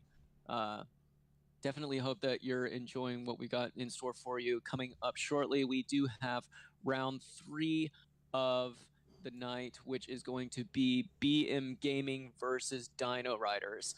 Very excited to see this matchup. BMGaming being the number 2 seed currently in the Valor series, with a lot of former pros, a lot of players that we've seen in the PVL in the past, as well as Dino Riders, which is ranked number tied for 3rd, I believe, in the Valor series. So 2 professional teams going head-to-head week 1. Let's see what happens. Coming up shortly.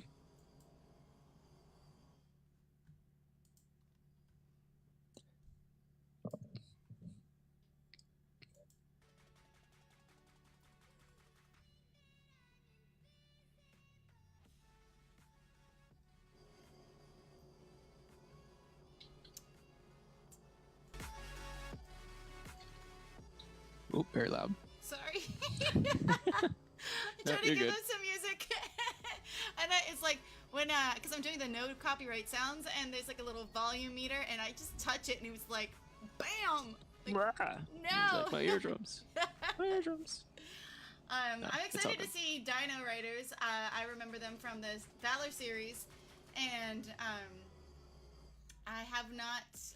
I'm curious to see how the teams have changed, though, because I know that there's been a lot of people coming in and out of it. And is Vengeance still part of Dino Riders? I'm actually not sure who is roster at this moment off the top of my head, but we'll find out in 10 minutes when we end up making these lobbies. Yes.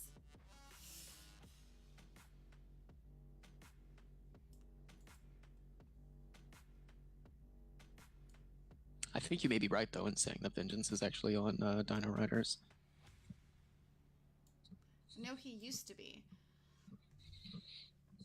Not sure if that has changed in recent months.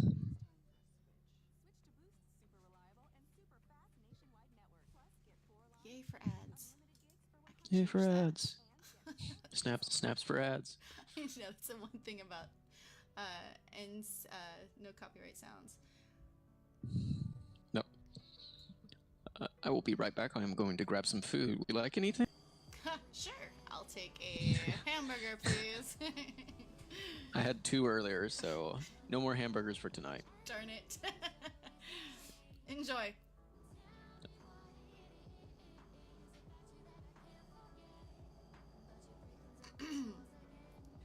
Here, let me see if I can add a face cam just to the side so I can talk to you guys.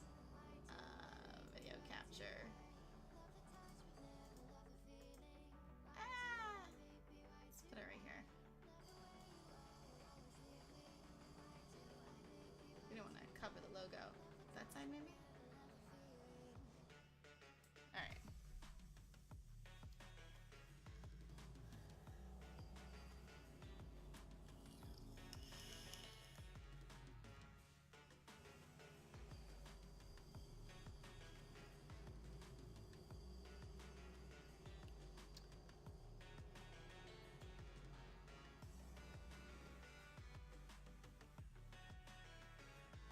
I finished trolling, bye-bye. If you guys are ever from the Twitch community, I'd love to know your Twitch names. So be like, oh my gosh, I know who you are. Because right now I feel like I'm just looking at people who I don't know. And I don't know if you guys can hear the racket going on. I actually put music on just to try kill the noise. My neighbors have decided they're torturing me today by like changing their entire driveway or something.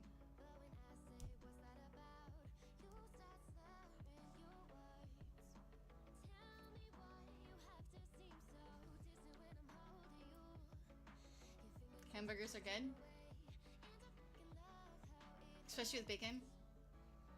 What is the commercial right now? The how McDonald's, like the bacon is making the Big Mac better, or the Big Mac is making the bacon better. What do you guys think it is? Is it the bacon making the Big Mac better, or is the Big Mac making the bacon better?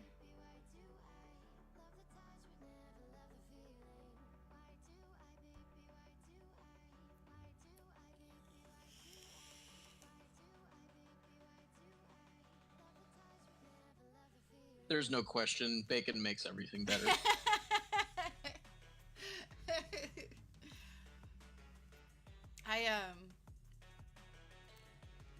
I am not a big bacon fan. I used to be a huge bacon fan, but I, back in the day, had friends dare me to do a bacon martini that they made for themselves. So Oh, that sounds gross. they took bacon, cooked bacon, and they stuck it in a bottle of vodka and they let it sit for 4 days. Meanwhile, they drank all of it and left me the bottom. So I had the oily bacon fat bottom vodka, and it was in front of a bunch of people. So there was no saying no. I had to do it. And I was probably... How long did it take before you threw up? I managed to not throw up, but I burped bacon for about 4 days straight. And since then, I haven't really been able to eat bacon again. I can eat it a little bit, but every time I do, I have these flashbacks. I'm concerned on so many levels. The things we do for our pride. I swear, I should have said no. I should have said no. But, you know, especially when it's a bunch of guys egging on a girl. Exactly. Telling me yes. Exactly. You know, and the guys are like, oh, there's no way a chick can do this. Like, pff, step aside. Let me show you. God, mistakes were made that night. It was bad. I think it was probably the worst hangover I've ever had in my life.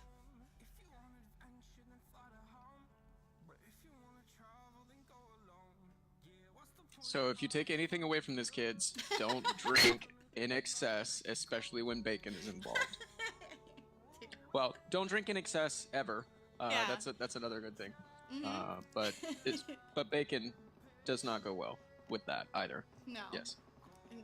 And friend making cocktails for you that's been sitting for... No, just say no. Just don't do it. Ask your parents what cocktails are. Yes.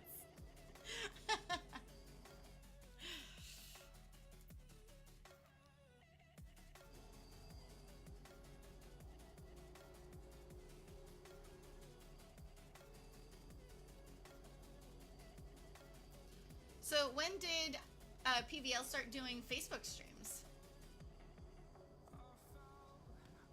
So that is actually a recent change for this season. We were originally on Twitch, however, we decided that we were going to try out Facebook because of the international presence and the potential for additional viewers.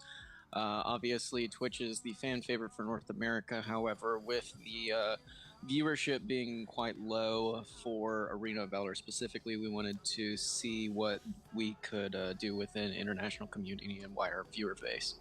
Nice. So this is our first attempt at using Facebook for streaming. This is my first attempt being on Facebook, but it's like a half attempt because I'm technically not streaming on Facebook. I'm just being used to stream on Facebook without me going And live. we all thank you. So I'm almost, on a first, but it's more like a half. Like it's like half time, not first time. Yes. That makes no sense, but it makes sense to me. That's all that matters. It does look like we were going to be setting up the lobby here, so I've sent Awesome. over the ID.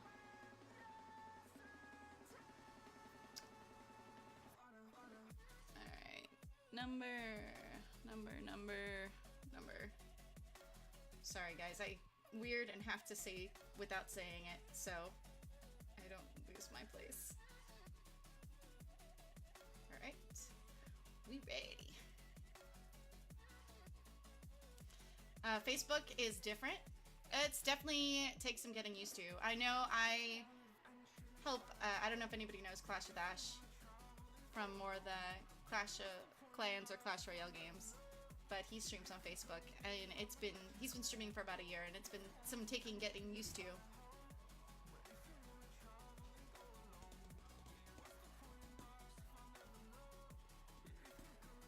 Yeah, it is definitely different from Twitch or other streaming platforms that you'd be more accustomed to. I think there's a couple of technical issues that we can definitely resolve working with Facebook, hopefully. But overall, not a bad streaming service, just very different and not as easily integratable as other platforms that we've seen.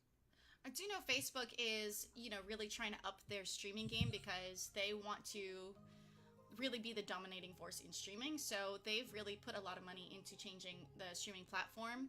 And over the years since I've been working with other people who are streaming, it's been interesting to see the changes they've made and the things that they're trying to work on. It's actually pretty impressive. I am curious how they are going to try to compete with Twitch, and I'm curious to see the things they do because in order to compete with Twitch, you're going to have to do or bring something to the table that Twitch doesn't have. So I am going to be curious to see how, in the long game, what Facebook's got planned.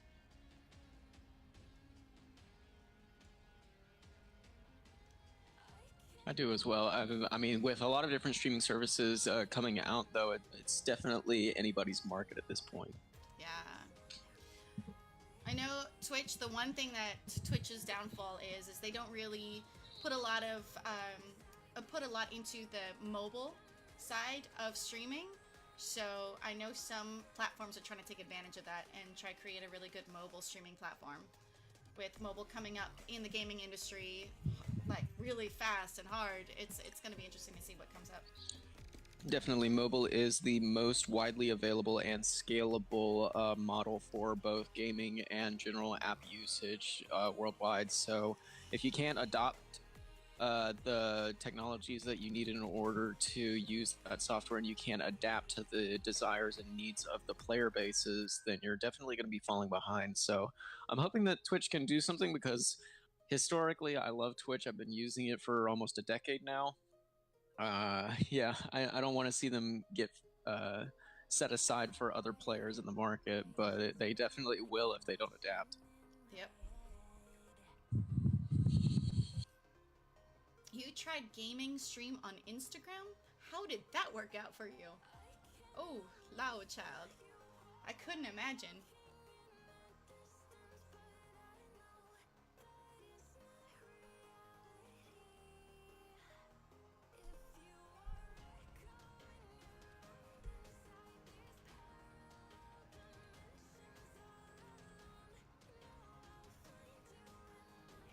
Bias. There's a name I recognize. I've been trying to figure out if I see any names that I recognize in here.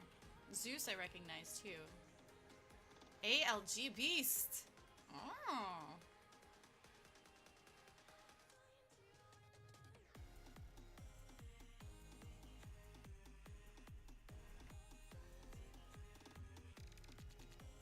And it does look like all of the players will be in the lobby. However, we do have one player holding on, so we will wait for that as we get ready for matchup 3 of tonight, which is BMGaming versus Dino Riders. I'm excited to watch this. I don't really know any of the players, but with Dino Riders history, I am excited to see how they do. I don't know anything about BMGaming. Do you? So BMGaming is a new that is Valor. They do have a fantastic roster of players. Hoon obviously being one of the best mids in North America, doing massive work with both Tulin and Liliana historically. He was on Toxic Gaming in Season 2, last season of the Valor series, and then in this most recent season is now on the number 2 seed rank BMGaming for Season 3 Valor series. So very staple team. MTS being considered the best player in North America by being adaptable, versatile in his hero roles, and just being able to play pretty much anything. So very good players. CLZ, very historically good player. Yikes being a very strong jungle and side lane. And then Tobias Beast, all of those players being very well known in the community as well. Well, it sounds like it's going to be very exciting. Ooh, we got 2 holds on. I wonder if we're having disconnects.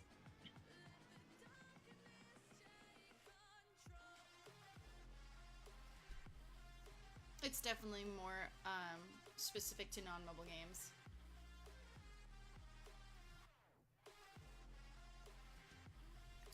I know a few people have switched from Twitch to Facebook, and they, in the beginning, yeah, it was a bit of a learning curve, but overall they've actually really enjoyed, and they've had bigger numbers, especially for the mobile side of things. And it does look like we will be entering Champion Select for matchup 3, BMGaming versus Dino Riders. Let's see what they end up deciding on. Let's go, people, let's go. So what kind of bans are you expecting? Normal, regular bans, or? I'm expecting some staple bans, but also these guys play against one another quite frequently, so I'm expecting some more infrequent bans that are either more target towards the enemy team, or are going to be more centralized around particular strategy that the teams use. Like the Teamy and a Superman ban. Do you think those are more targeted bans then? Historically speaking, Superman has been used by both BMGaming and Pride Start Gaming. Specifically MTS using Superman quite consistently. So yes, that is definitely a target ban, but he is also a very strong hero. Teamy is a very staple ban. I believe that Dino Riders is quite familiar with Teamy, but as most competitive supports know and are familiar with the character, he is very strong if used accordingly. So staple bans coming out after the fact. Florentino coming out next from BMGaming, very strong pick there, and then Annette, Sephora, 2 very good utility heroes coming out after that. I'm definitely expecting the Elso ban coming out. Yeah, he's just too strong of a pick to let sit down outright. Richter getting picked up on the side of BMGaming. I'm guessing that Quillen is going to be picked up by one of these teams. I'm expecting it to come out from Dino Riders, but we'll see what happens. Another Lindis jungle. So Lindis is one of Sportsman just because of her ability to scale, her movement speed, just her raw mobility and power is very ideal. Baldum having been buffed recently, he is a very strong choice for some teams in the North American scene right now. I am not too familiar with why people have been playing him, but I know that he's been a very reliable pick as of recently. He's been buffed, but he's still to me really hard to play because his ult is still really frustrating if you're not really good with it, and I feel like he can be really a real pain in the rear end, but at the same time, Blue team's turn to pick. if you don't know how to play him, he's just no good. Definitely, you can make or break any team fight with Bottom. So you will either make the enemy's team fight or you will make your own. Talanis with Red roots. team's turn to pick. That's a curious one for me. Given that they have a Lindis already, the double AD carry is a little aggressive. I'm not sure what they're going to be able to back up. They do end up picking the Aram, so very stable, strong frontliner. It looks like they're going for a poke composition. I mean, you've got Kali, you've got Telenos, you've got Yes. Lindis, you've got very long-range characters looking to dish out as much damage as they can without getting near the enemy team. Oh, yeah. I mean, Omen, though, with a poke, I mean, he does kind of sort of have poke, but he's not really... I don't know if I like him in that composition, but maybe it's a composition they're familiar with. So I don't think that they're going to be using poke or anything of that nature. I think they'd be more focused on having him split push as often as he Yeah. possibly can. Definitely. That way he can divert the team's attention elsewhere, while the squishy heroes, the poke heroes that they've got, Telenos, Lindis, and Kali, can find opportunities elsewhere with that Aram frontlining for them. I like the Violet versus Lindis jungle, and I'm curious to see, you know, how a Violet kind of comes up against a Lindis jungle, because both are very strong in jungle for sure. Definitely, Violet having such late game potential, Basic being the server best Yeah. Violet out there. He has definitely got a lot of potential on that character. And we are into game one of BMGaming versus Dino Riders. Prepare to engage. Here we go, guys. I think Hoon is going to be able to work in this situation if he can get into the back line, because given that Flash is a marksman killer, you have to be very careful if you're Dino Riders right now, considering there are two marksmen and a very squishy mage on your team. Yeah. I've seen so much Both- Flash this meta. Yeah, both teams playing rather conservatively right now, getting a little bit of a poke onto Tobias. However, with Arm being such a tanky hero in the early stages of the game, very difficult to do anything effective towards him. So coming out onto the offensive, getting a little bit of poke back onto Hoon. They will not get anything other than trading wounds, and then heading back to lane to keep clearing the mini wave. Yikes in top lane making effective use of that bush in order to get some poke onto TH. They will end up going rather aggressive towards one another. However, it does look like TH does have the advantage, coming out a little bit on top in that trade. Beast not being able to get there in time on that Lindis to capitalize on the situation, so he will end up just having to rotate back. Once Spirit Sentinel comes up, they might end up taking that. If you look at BMGaming, the fact that they've got the mid, the support, and the jungle rotating together as one at all times is such an effective use and team communication method. The amount of things that you can do when you've got those three characters roaming together is it's quite expansive. Yeah. So it does look like BMGaming will be looking for this first Abyssal Dragon. Dino Riders will not appear to be contesting. They do attempt to get a little bit of poke damage on that, however they do back off once they see that MTS on the Ryoma does come out and starts looking for some blood. I noticed they were going deep in that jungle there. Just showing. Ooh. So, yikes, a little deep. He does manage to get out safely. However, he will just put a little bit of poke onto the blue sign golem and just give it a little bit of pressure. That way they have to rotate around.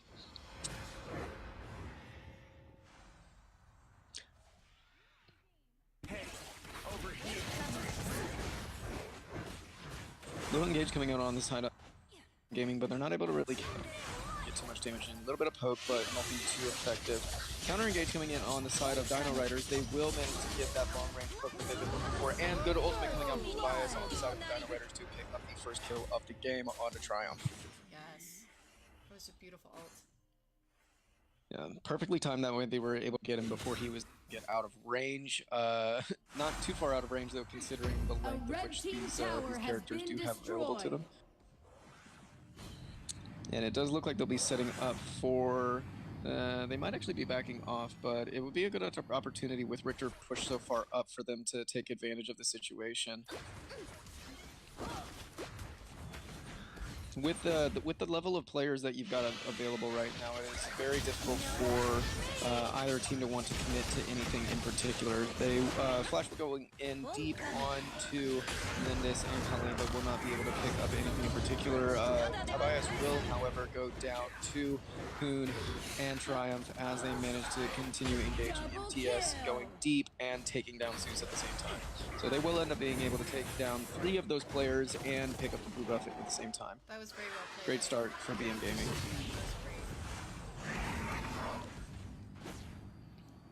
And I really liked seeing how the Baldwin was used right there too.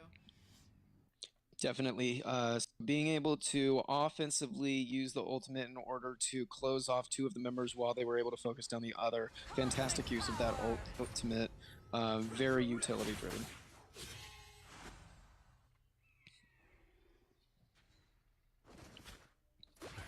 And considering the level of game these players have on a regular basis, it's just about taking those small victories and trading those little bits of damage until you can make an effective engage. Yep. Tobias taking a little bit of a poke in the mid lane, and they will be going a little too aggressively. He's going to get caught out and taken down on the side of from BMGaming on the side of Dino Riders. MTS as well being able to get in and take down Zeus and then just zip out back to his lane. Ryoma, a very effective assassin counter towards most marksmen, so you gotta be very careful about what bush you step into. I feel like with the marksman and even with Kylie, they do have a pretty squishy team, so that is something that they really need to watch out for, is getting caught out. And Yikes does go down in the top lane, however, TH does manage to get the shield up in time and is able to rotate out without dying, so very well played on that, knowing and understanding his hero potential. Looking at the blue buff, Tobias will end up going in on the armor. Does not manage to get any of his ultimate onto any of the players. They will take that buff and they will leave. A red team tower has been destroyed. Mid tower going down. Tobias getting very low. Tower has been Kill. destroyed. Looking at the bottom lane, Omen and MTS trading a little bit of wounds, but they're not going to be doing anything too much to one another. With a 4K gold lead on the side of BMGaming right now, I think we're starting to develop into the mid game. We're starting to see that power potential coming out from the picks that they've chosen. Violet obviously getting a little bit bigger. Richter working his way into his second item, having picked up that Astral Spear for the armor pierce and damage. And then Ryoma with the 3 kills on, he is pretty massive on the side of BMGaming. So great kill getting picked up on the side of BMGaming, taking down Yikes, using the effective slow from Hoon's ultimate and the knockback from Baldum to be able to secure that kill. Shut down.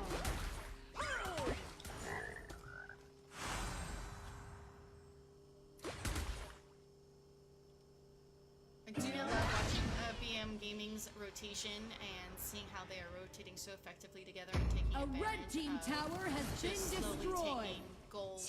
A red team tower has been destroyed. Absolutely. With the rotations, they are not leaving any room for error, and they're just dead set focused on finishing the game, cleaning it up. Tobias going down extremely quickly. They are diving in off the back line, taking down Yikes one at a time. Yikes does end up going immune, but he will end up getting taken down by Basic on that Violet, and then Beast will end up going down as well with the strong engage from MTS and TH as they take down the second tower, looking for high ground. Yeah. tower has been destroyed. 7,000 gold. There's not much that they can do right now. 6 towers 2-0 right now. And great India 8 by MTS. He does manage to get out of that while also taking down Zeus again. Just proving that it's not always about whether or not you can poke them out from the long range, because if I'm going to get close to you, I'm going to, and I'm going to kill you in the process. Yikes, getting baited out there with MTS. I don't know if he's necessarily realized that Basic was hiding in the corner, getting ready Yikes for to yikes on that pew one. on him. I was like, man, he's going aggressive there. All high ground still up on the side. Well, the middle high ground just going down for BMGaming on the side of Dino Riders. So they are working their way into the end game. This is going to get closed out pretty soon. Yeah.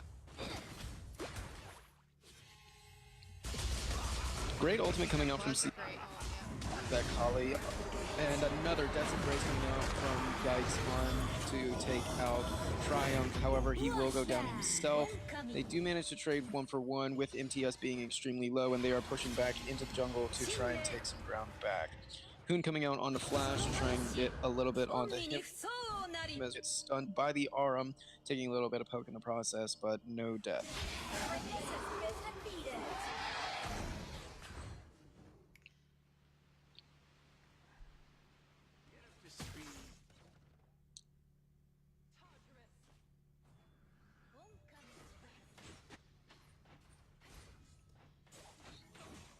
And looking at the statistics right now, the name of the game is obviously going to be wave clear for the side of Yeah. Dino Riders. They are very far behind.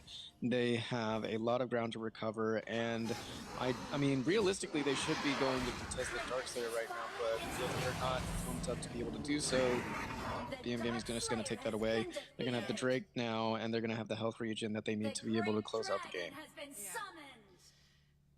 It looks like they did try to push some of the waves up, but I don't think it's going to be enough at all. No, super minion spawning into the middle lane, and with the Drake in the top, they are going to be pushing in on the bottom side now. They are pushing all 3 lanes in, looking for a pick. They do not get one. Tobias managing to get that ultimate out. However, he does not get much with it. Triumph will go down again. Good ultimate on the side of Triumph, being able to knock down Yikes. Putting a little bit of damage on the Basic, however, not enough to where he'd be able to do anything substantial. 3 members down on the side of Dino Riders. CLZ and Zeus, let's see if they can do anything to recover from this. However, 3 high grounds are about to be down. It looks like that's a good game from the side of BMGaming. So, well done to their team. Legendary. Really good job by BMGaming. Not the Dino Riders I'm used to seeing. Obviously, it's probably, a really different team going on, and I'm not sure who's the same on the team, but I don't know if it's necessarily the fact that they weren't communicating, or if it's the fact that they had a really squishy team composition. And Yeah, I think the difficulty is once they ended up picking 280 carries into it, and then picked up the flash, I think it was a little difficult for them to do anything quite effective. Also, with Basic rotating effectively with Triumph the entire game, they were able to pick up a lot of kills. MTS hiding in those bushes. They played very aggressively, and they got punished for it because they're playing against a team that knows exactly what they're doing. yeah, and I feel like BMG did a really good job at countering their picks and making sure that they had a team comp that was going to really effectively keep those marksmen under control. Definitely, and since they only had one late game mage being on CLZ did a lot of damage. However, he wasn't able to be effectively utilized, considering they just were able to build things like the Aegis. They were able to build Sonic Boots, things that completely negated the other 3 members of his team. So even though he dealt massive amounts of damage, the rest of the team weren't able to really capitalize on anything. Yeah. So we will be going into Lobby 2 shortly for matchup number 3, round 2 of BMGaming versus Dino Riders. Exciting. Let me move this over.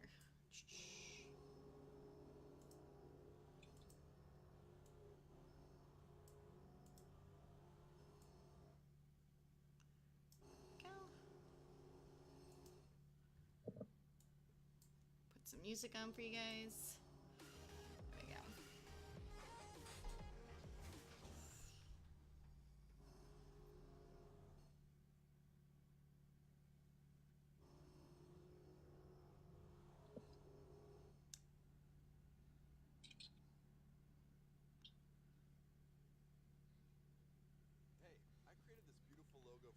I sent you the lobby. Oh, got it.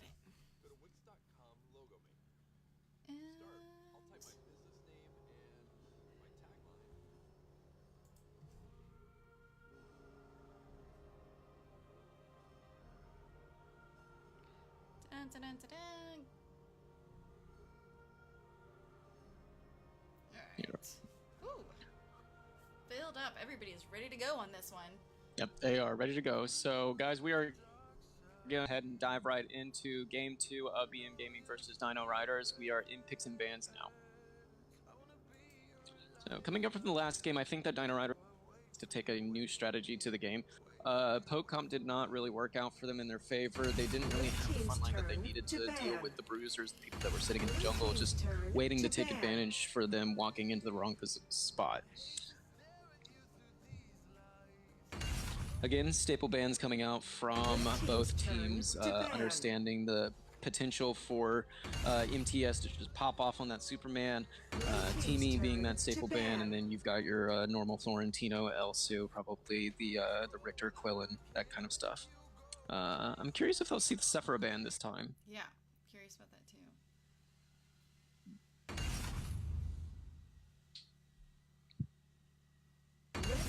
And we do end up sending the ban on the Sephora. She's just such a utility hero that you can do so much with her. You can put her in support, you can put her in the mid lane, and then she can just roam around and make so many things happen, coupled with things like an Annette. Annette being up this time, we'll see if they end up picking her up or if they're going to go for something cheeky like they did last time. Ooh, another Lindis, okay. Yeah, first picking the Lindis as the game. They're going to end up BMGaming is obviously going to go for something more control, so okay, they end up picking up the Omen, which will take that away from what Yikes was doing last game. Obviously, you've got great split push potential if you can use it effectively. If they put it on MTS, then they'll have a good time with that. Tobias, in this case, picking up the Baldum, which takes that away from what BMGaming was using last game. Great effective pick. Arduin, less common, however, very high utility, very high tank potential. And then, oh, please pick it. I want to see the Tulin. I want to see it. Yes, I love Tulin. I love Tulin. I feel like a really good Tulin can control so much of a game. Yeah, so much damage potential with the new buff to increase his range on his passive. That coupled with the teleports, the mobility, the raw damage potential. I love it. I love it. Tulin is definitely one of my favorite. Red team's turn. Cannot play him for the life of me, but I love watching him. Yeah. So Ryoma and potentially a Quillen getting picked up on the side of BMGaming. Very strong picks. I'm not so sure about Dino Riders though. Kali getting picked up from CLZ being his favorite mage hero, and then the Wukong getting picked up by Yikes. I don't know if they're necessarily taking this seriously, but we'll see. Yeah, I haven't really seen much of Wukong this meta. In some of the higher, especially some of the higher games, and so I am curious. Okay, so tell me this, Rourke. Tell me his skin, especially that picture. Does it not look like Dad decided to do Halloween as a superhero? That is very accurate. And that Dad's superhero dishes out a massive amount of damage, so He does. definitely going to have to worry about that if you are Dino Riders. They might have nerfed 10 his ability seconds to remaining. two-shot towers, but they definitely did not nerf his ability to two-shot you. Okay, another fun look at Florentino. Because you work with Rain, you know what Rain looks like. Tell me, oh my gosh, he looks exactly like Rain's twin, Florentino. Oh, jeez, I don't know if I get it. You have to, if you go look at Florentino now, you will see, Arena of you'll be Valor. like, oh my gosh, it looks just like him. We Get even put a ready. picture, Minions will be pasted some deployed pizza in 5 in seconds. Florentino's hands, you know, just for rain. And Prepare to definitely is fun. engage. All right. Yep. And we are off into game 2 of matchup 3, BMGaming versus Dino Riders. Dino Riders being on the blue side and BMGaming being on the red side. It looks like BMGaming is going to go for that invade this time. B's getting cut out very quickly, and he will go down as they take a quick first blood looking at that blue buff. Linda's going in for a counter invade of her own. I'm not certain if BMGaming actually saw that. She might be able to get in there and get a clean red buff for herself. Dino Riders also picking up the remainder of the jungle appears, so very well done on that. Great knockback from Baldo onto Batulin, picking up a lot of damage here. However, they are on the back foot now as multiple members of them are low. TH going and taking down Yikes while the rest of them end up cleaning up Tobias, taking down CLZ. It is going to be a rough start for Dino Riders. What Double a way kill. for BMG to get ahead right now. And CLD does manage to 1 HP left, but they are missing minion waves, they are missing jungle camps. They are already 1.5k gold behind. It is going to be a rough game coming back from that. Yeah, I mean, how do you come back from that, really? It's honestly playing opportunities where you can, considering that they're 30 seconds away from the Abyssal Dragon, they've been fighting so frequently. None of the teams have level 4s. None of them have been really farming too much. Rourke did just turn 4, so you do have to be very aware of that, especially since they're only levels 2s and 3s on the side of Dino Riders. However, if you can make something happen, it's the opportunity is right now. CLZ is definitely going to be going down right here, though. He will end up giving his life away. Basic taking him out very quickly. And then taking out Yikes as well. It does look like they're just giving them away the kills, which is really unfortunate. It doesn't seem like they're putting up much of an effort to fight in this situation. I'm not sure if they're just giving up. It's a little unsportsmanlike. Yeah. Basic Hoon, and they do end up surrendering. So, okay, a excruciatingly fast victory from the side of BMGaming. And I'm guessing. Congratulations to them. Yeah, I'm guessing Dino Riders just didn't know how they were going to be coming back from that because BMG just went so hard on them, capitalized so big on that, it scarred them. Yeah, I guess so. I'm not sure if there's any connection issues that they might have been having, so I'm going to check the chat real quick just to see if they're having any problems on that front. However, we will be back shortly with a matchup number 4 coming in at the top of the hour.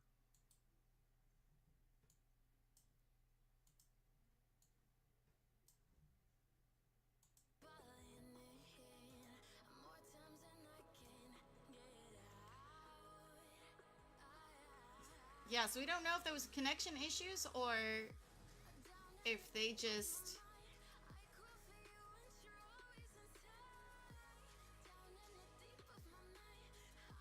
or if they just really just gave up. I guess we'll find out.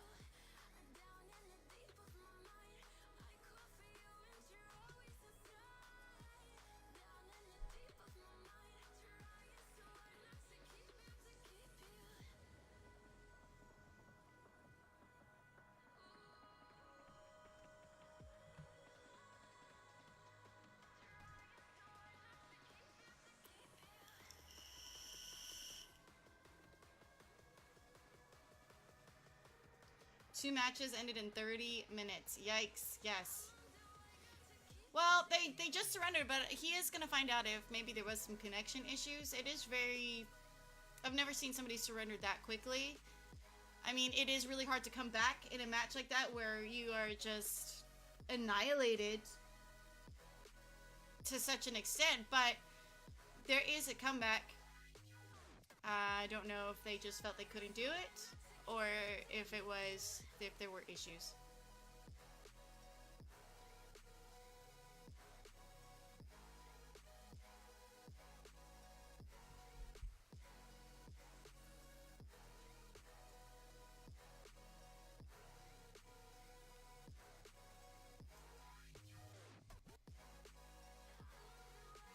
I came for free entertainment.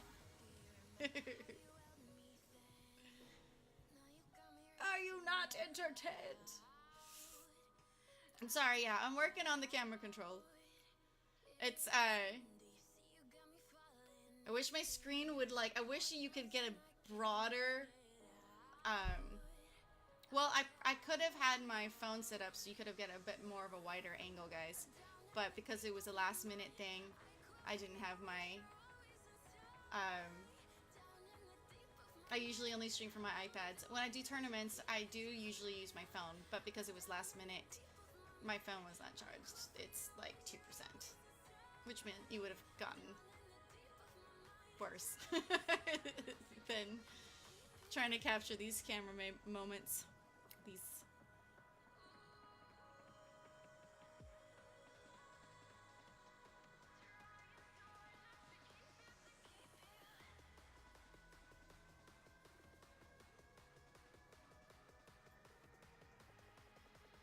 iPad and AOV seem spicy. It's fun to play on because, you know, it's a bit more wider playing field, but when it comes to streaming, I wish they had the same screen ratio on an iPad as what they do on a phone. It actually irks me that they don't, and I don't understand why they don't do that, because I think that would just make life easier for streamers who like to play on the iPad. Because going from iPad to iPhone, it does mess with the settings. And Lord knows when you gotta go to an iPhone, and then you get the phone calls. I mean, I know I can shut those off, but it's a pain. It has wide view options. This is the wide view option, but the ratio is still cuts off a whole bunch of the screen in comparison to the iPhone. Yeah, like if you notice when this is the difference, the ratio difference. If you notice when we're on the regular game play, it shows. Here, I will show you real quick. It shows, see, that is the iPad. If I'm on my iPhone, that ratio extends all the way across the full screen. That's how much it's cutting off. So, for some reason, they don't want to change the ratio on the iPad, and I cannot, for the life of me, understand why.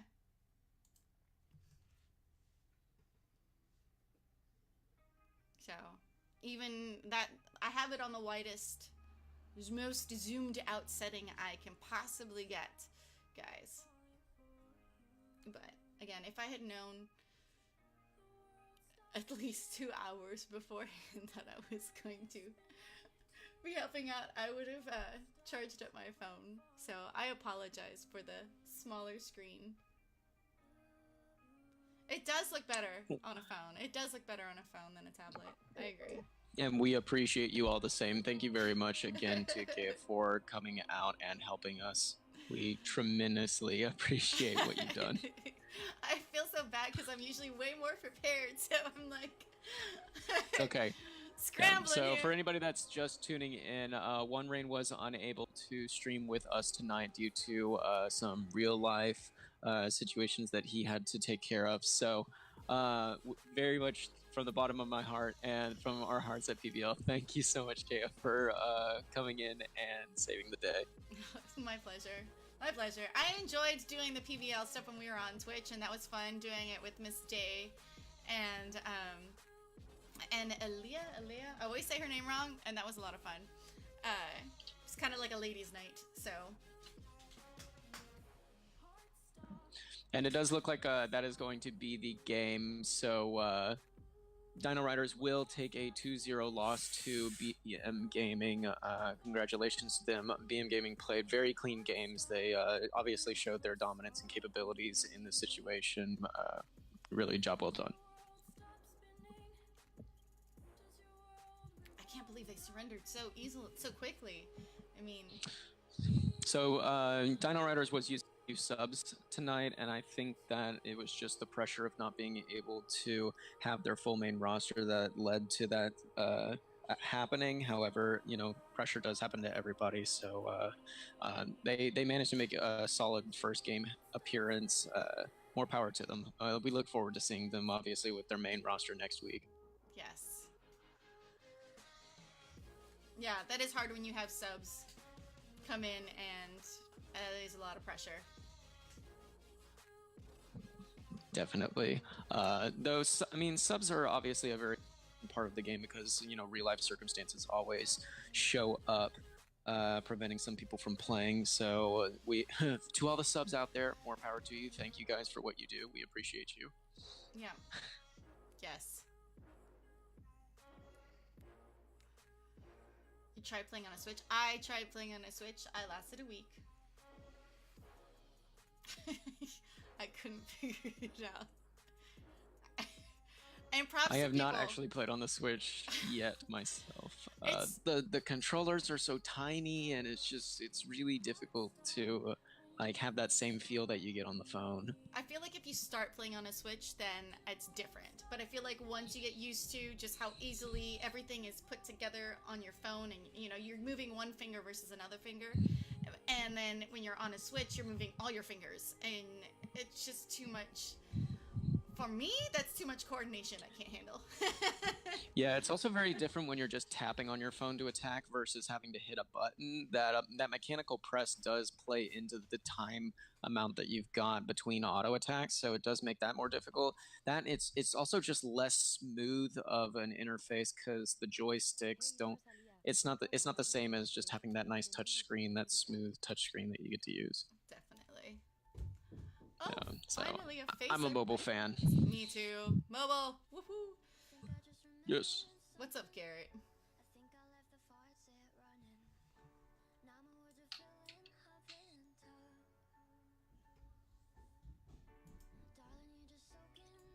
Okay, I don't think this is no copyright sounds anymore. It changed on me. How dare you?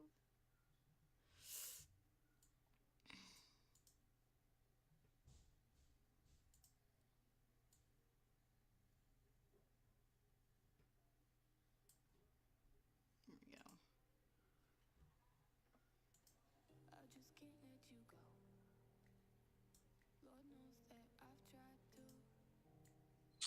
So I've never actually watched streamers that stream with the Switch.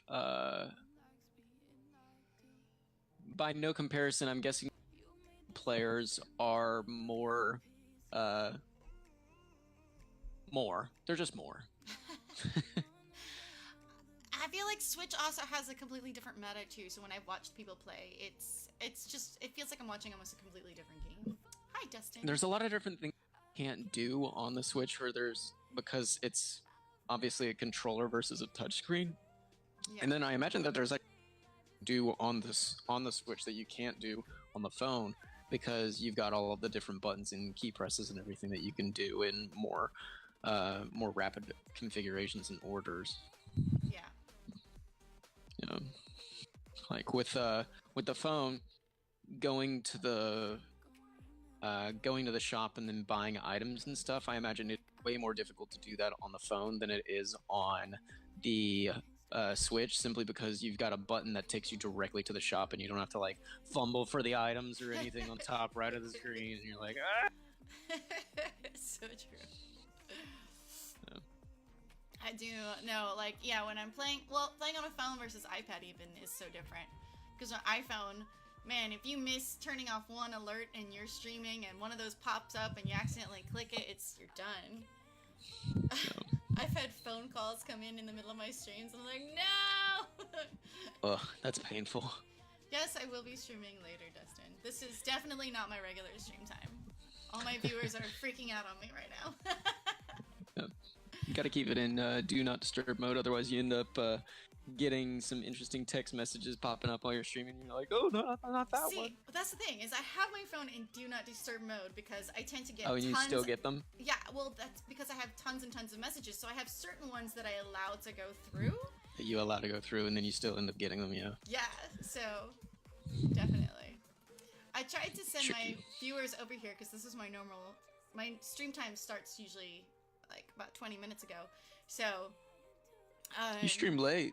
I live in Hawaii, so it's only Oh, dang, okay. it's only 5:40 right now. She's living the good life, guys. Oh my gosh. No, you live on an island, which means you can't go cross country, and you have to basically pay to live here by eating. I mean, it's so expensive to. Food is expensive, rent is expensive. So yes, we have the beaches and the mountains, but it hurts. Quality of life hurts in its own way.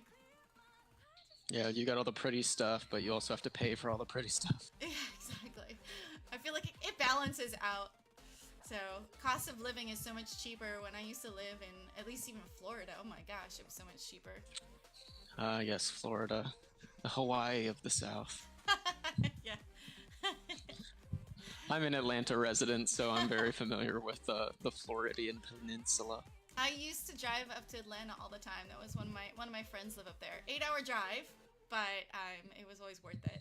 I loved Atlanta. It's so pretty. Except for the fact that everything is Peachtree. I just remember that. Peachtree Street. Everything is what? Peachtree. Oh, Peachtree. Yeah. Yeah. We have a lot of Peachtree streets, Peachtree Road, Peachtree Boulevard. Yeah, somebody says, "Oh, I live so and so Peachtree Street." I'm like, okay, that sucks because now That's like half the city. And before GPS was a thing, oh my lord! It's a little impossible to navigate it. I mean, granted, there single road intersects, so if you just keep driving north through the city, you'll eventually find the road that you're looking for. Yeah, true. You just gotta keep driving. You just gotta keep driving, yeah, and it's a so... 56-mile circumference metropolitan area, so it is very large. I will say, Atlanta in the winter is absolutely gorgeous. I love Atlanta in the winter. What part of Florida? I lived Tampa, Florida, close to Clearwater. I feel like Tampa was good because you're close to Clearwater, you're close to Orlando, you're kind of in the middle of the leg of the country. Can we meet up in Hawaii? I want to come visit. Sure. I've had a few people come visit, and we go for a couple drinks. Are you going to PAX East?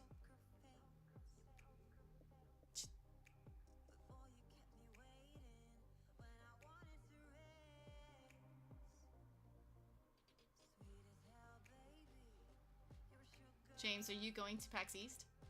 Oh, you were talking to me. Okay. Yes. I actually had a moment where I was like, wait, do I call you, is there a gamer name or you just go by James? Oh, yeah, just James. Okay. So yes, I am actually going to PAX East, so I will be up there at the end of March. Shout out, hanging out with my bros, One Rain. We're gonna be staying over on the bay, and we're gonna be having a good time up there. Ah, I will see you up there then. Yeah, I heard the squad was coming. Yes, the squad is coming, and oh jeez, it's gonna be another TwitchCon. Oh no, it's gonna be worse than TwitchCon. I guarantee it, because I have my squad coming. So my squad coming, and it's gonna be snowing. Yes, and with my squad coming, there's no way you are leaving PAX East remembering anything. Oh, I hope I do. I hope I do. It's not fun if you do. Maybe a little bit. No, you don't. You're supposed to make memories. Remember, that's what they always told us when we were kids. That's what make the pictures memories. are for. No, but that's what the pictures are for. Is you go through that's what the pictures are for. Okay. And you're like, oh, I don't remember that, but I've got the memory. It's like Hangover. You know, have you ever seen the movie? Like, you have no idea what happens, but then you go through the pictures and you're like, oh my gosh, that's crazy. That's what I'm going for. Yeah, you should ask Jared about Vegas. Yeah, I have my own Vegas stories. Yeah. Never again. Yeah, I think he said some stuff about Vegas. Yeah. Something I don't remember. Something. But things worked out, so yeah. Yeah. Thank you for all the love. I'm guessing that's Jeff because, you know, he's a fan. Yeah. That's a great way to put it. So guys, we still do have a few minutes before we get into the final matchup of the night, which is going to be... Psychotics. Actually, the final matchup of the night is... Psychotics and Alpha? Yes, Psychotics and YD Alpha. Perfect, okay. I've got it like right in front Love of me. it. Quick shout out to my girlfriend who is watching right now. Love you. Oh. Yeah. you know, I gotta give credit where credit's due. She's my rock. She holds me down. Aw. Yeah. Sounds like cute loves. Cute loves. Also, a real quick shout out to our partner Samurai Gamers for providing amazing quality content, guides, and information about Arena of Valor, the world's largest and most read source for Arena of Valor content. So if you're interested in learning more on how to play the game well, definitely give that one a look up. Yes. So have you seen Psychotics or Alpha play? So Psychotics actually was briefly participating in the PVL in Season 1. However, they did end up withdrawing to my knowledge. So we're very excited to have them back. Hopefully they'll have a solid enough roster to where they won't have the issues that they did last season and will be able to participate for the entirety. YD Alpha does ring a bell. There are quite a few people on that team that I'm familiar with, and I'm getting a text from my girlfriend right now. That was unexpected. Oh, okay. Yeah, so I'm familiar with some YD Alpha as well. Yugen Dynasty being the organization. Hit is the support player as well as the organization leader. So he does a pretty good ARM. I've seen him play a few games on that, and he's made some pretty clutch plays as well on a net.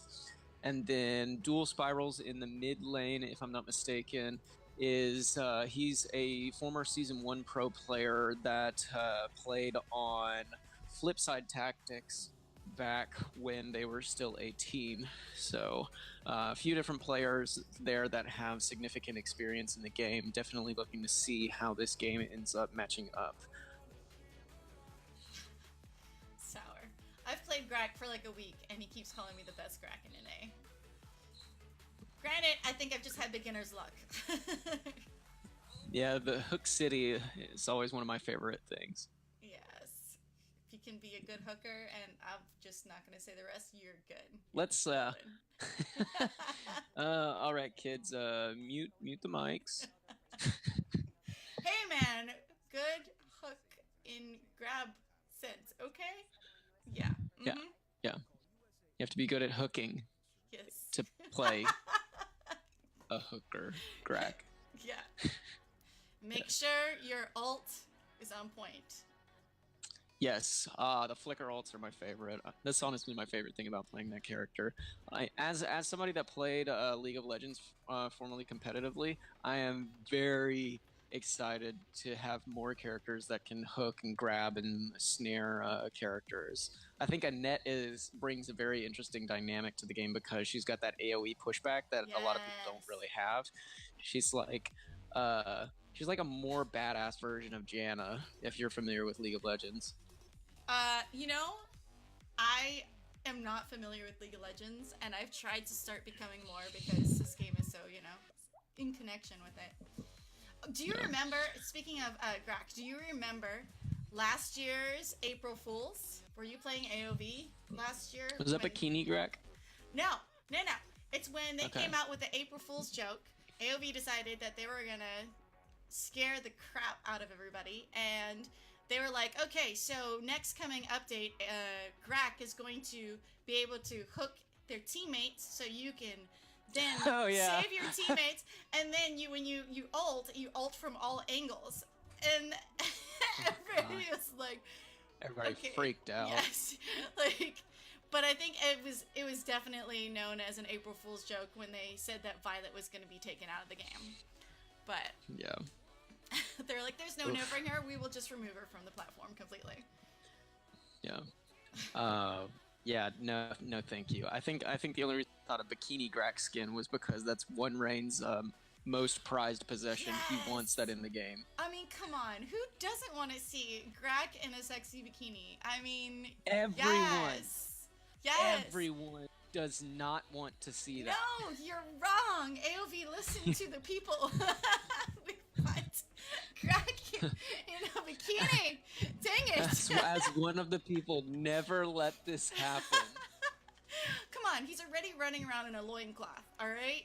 Ugh, He could yeah, do it. that's bad enough as is. He could do with some cute bikini top, you know? And cute little, just beat it up a little bit, you know? Yeah. Yeah.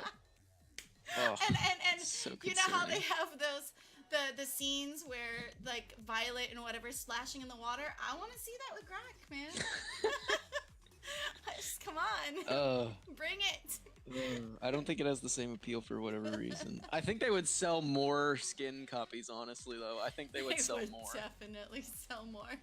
They would Yeah. definitely sell more. Lord knows Yeah. I'd buy that in a heartbeat. I have nightmares. No, it'd be good. What are we looking at with the teams? We are looking at 8 minutes until the anticipated start time, so we're just waiting on that. The teams are not able to start early, unfortunately, so we will be starting at regular time. Got it. So till then, we are just coming up with interesting stories to entertain. Yes. Yes, sharing portions of our lives and providing hilarious commentary about skins that should never be made. And guys, if you're watching this stream, it is going to be the last matchup for the night, so please make sure to share the stream out and see if we can get a good crowd for these teams. Want to represent them good. Share away.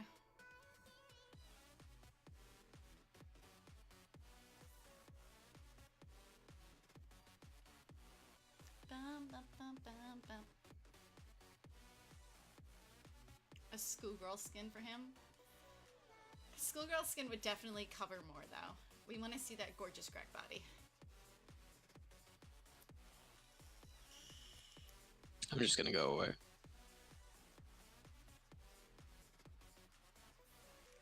Dustin, thank you for coming and saying hi, hun. Mwah.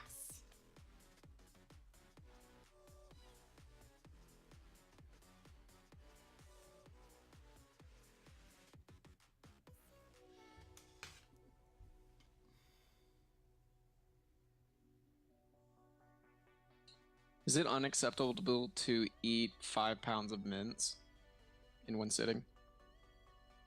Well, first of all, I don't know what you look like. So, that could be an interesting question. If you're like a really small person.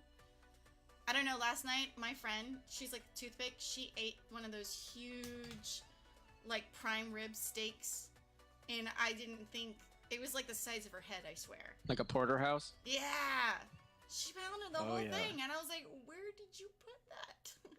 I mean, like, it's bigger than your body. So, after seeing that, yeah, it's possible. It definitely is. I mean, if it's that good, too, then... As one of those sticks that you're referring to? Yeah. Got it. I feel like sometimes I see really skinny people eat more than most people. And I'm like, I don't get it. It's the curse of a high metabolism. Yeah, the blessing of a high metabolism. Oh my gosh. Yeah. Everybody thinks it's one way or the other, but you do have to be conscious of, like, sometimes it's just really difficult for people to gain weight, and so you're stuck at a weight that you think is not ideal. Yeah. I've Yeah. never been one of Basically, those. everybody's got issues. Yeah. Everybody's got their own issues. I'm like, okay, salad for life to maintain weight. But yeah. Yeah, and I'm like, high food bill. That's what I was gonna say. Probably high metabolism means you gotta eat a lot, which means your cost of living is expensive. Yep. Shout out to all my 5 meal a day people that don't gain any pounds and are trying to gain weight. Oh my gosh. That's funny.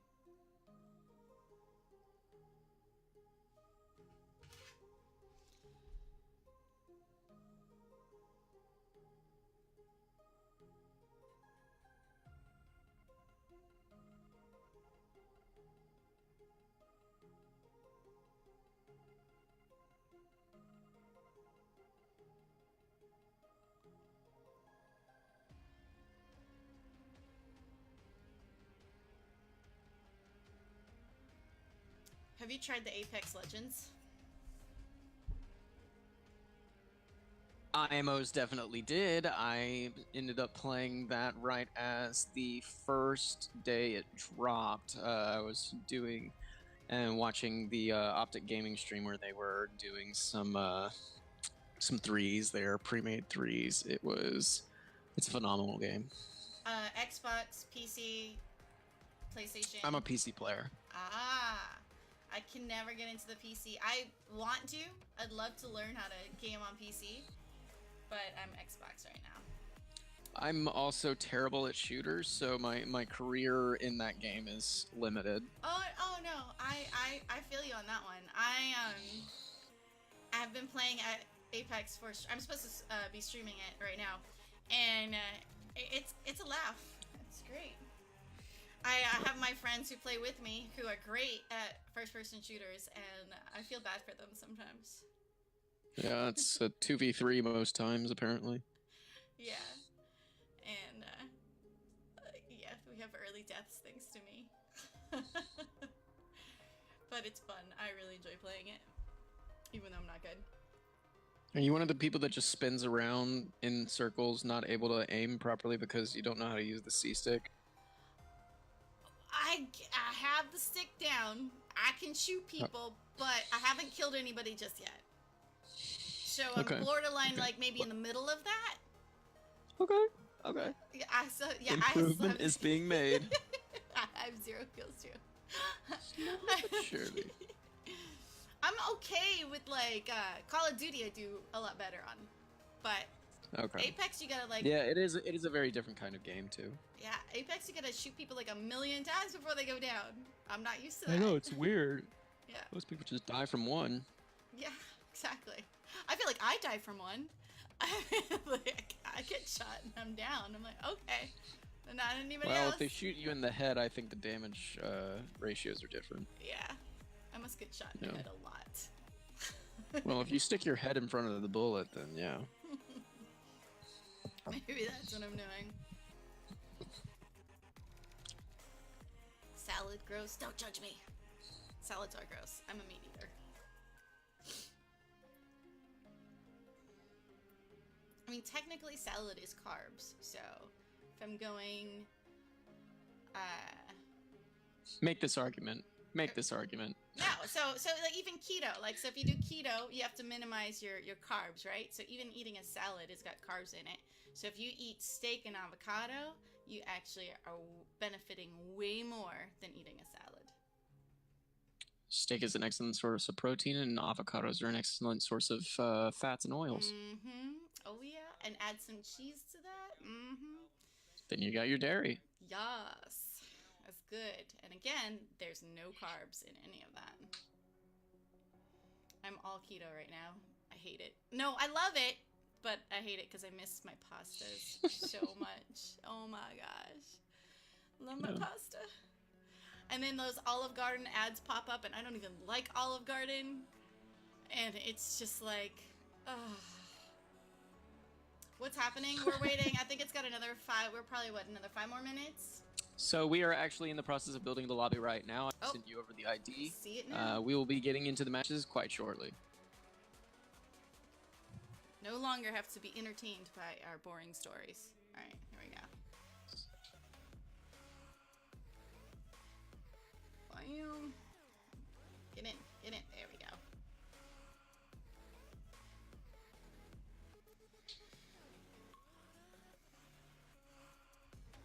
Brussels sprouts pog.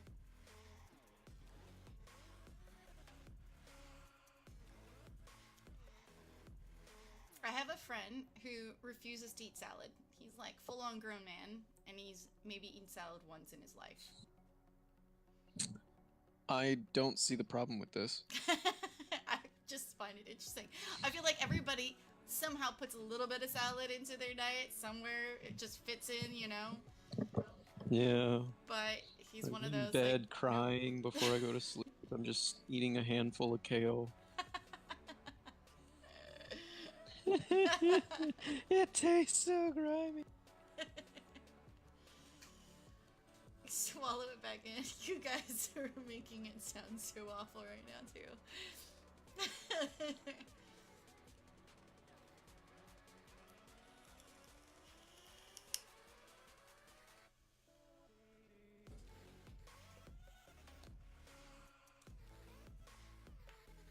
You've never... Oh, you never eat salad. Yeah, but have you eaten salad before? I mean, to say I never eat salad is one thing.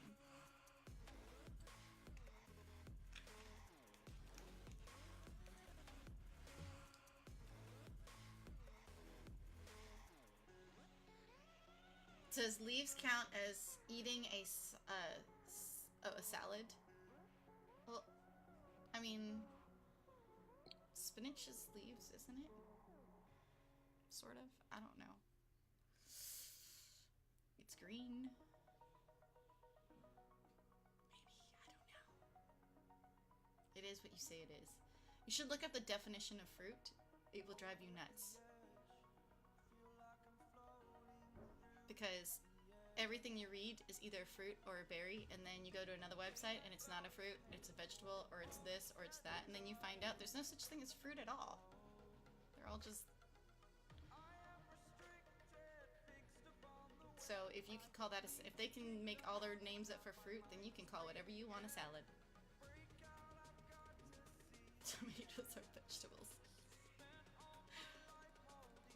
I think I was reading somewhere that they said bananas is not a fruit. Banana is a berry. And then another website said bananas are a vegetable. And I was like, okay, wait, what? Make up your mind. Yeah, because apparently a banana is not a banana tree is not a tree. It's actually a bush of some kind. And so somehow, or it's a large root. It's the largest root in the world. That's what it was. So technically, because it's the largest root in the world, banana is a vegetable. I don't really know how that works, but none of it made sense. It sounds far too complicated for 11 p.m. at night on Wednesday. It's only 6 my time. We're not that complicated yet. Well, welcome to America. Hawaii is America? Oh no, I know. FYI. I know. Welcome to the mainland. Welcome. There you go.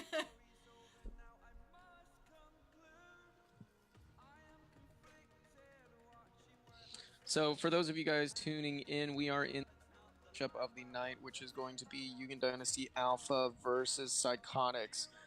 Two teams that we've seen in the past, Yugen Dynasty having participated in Season 1 as well as being a current Valor Series contestant.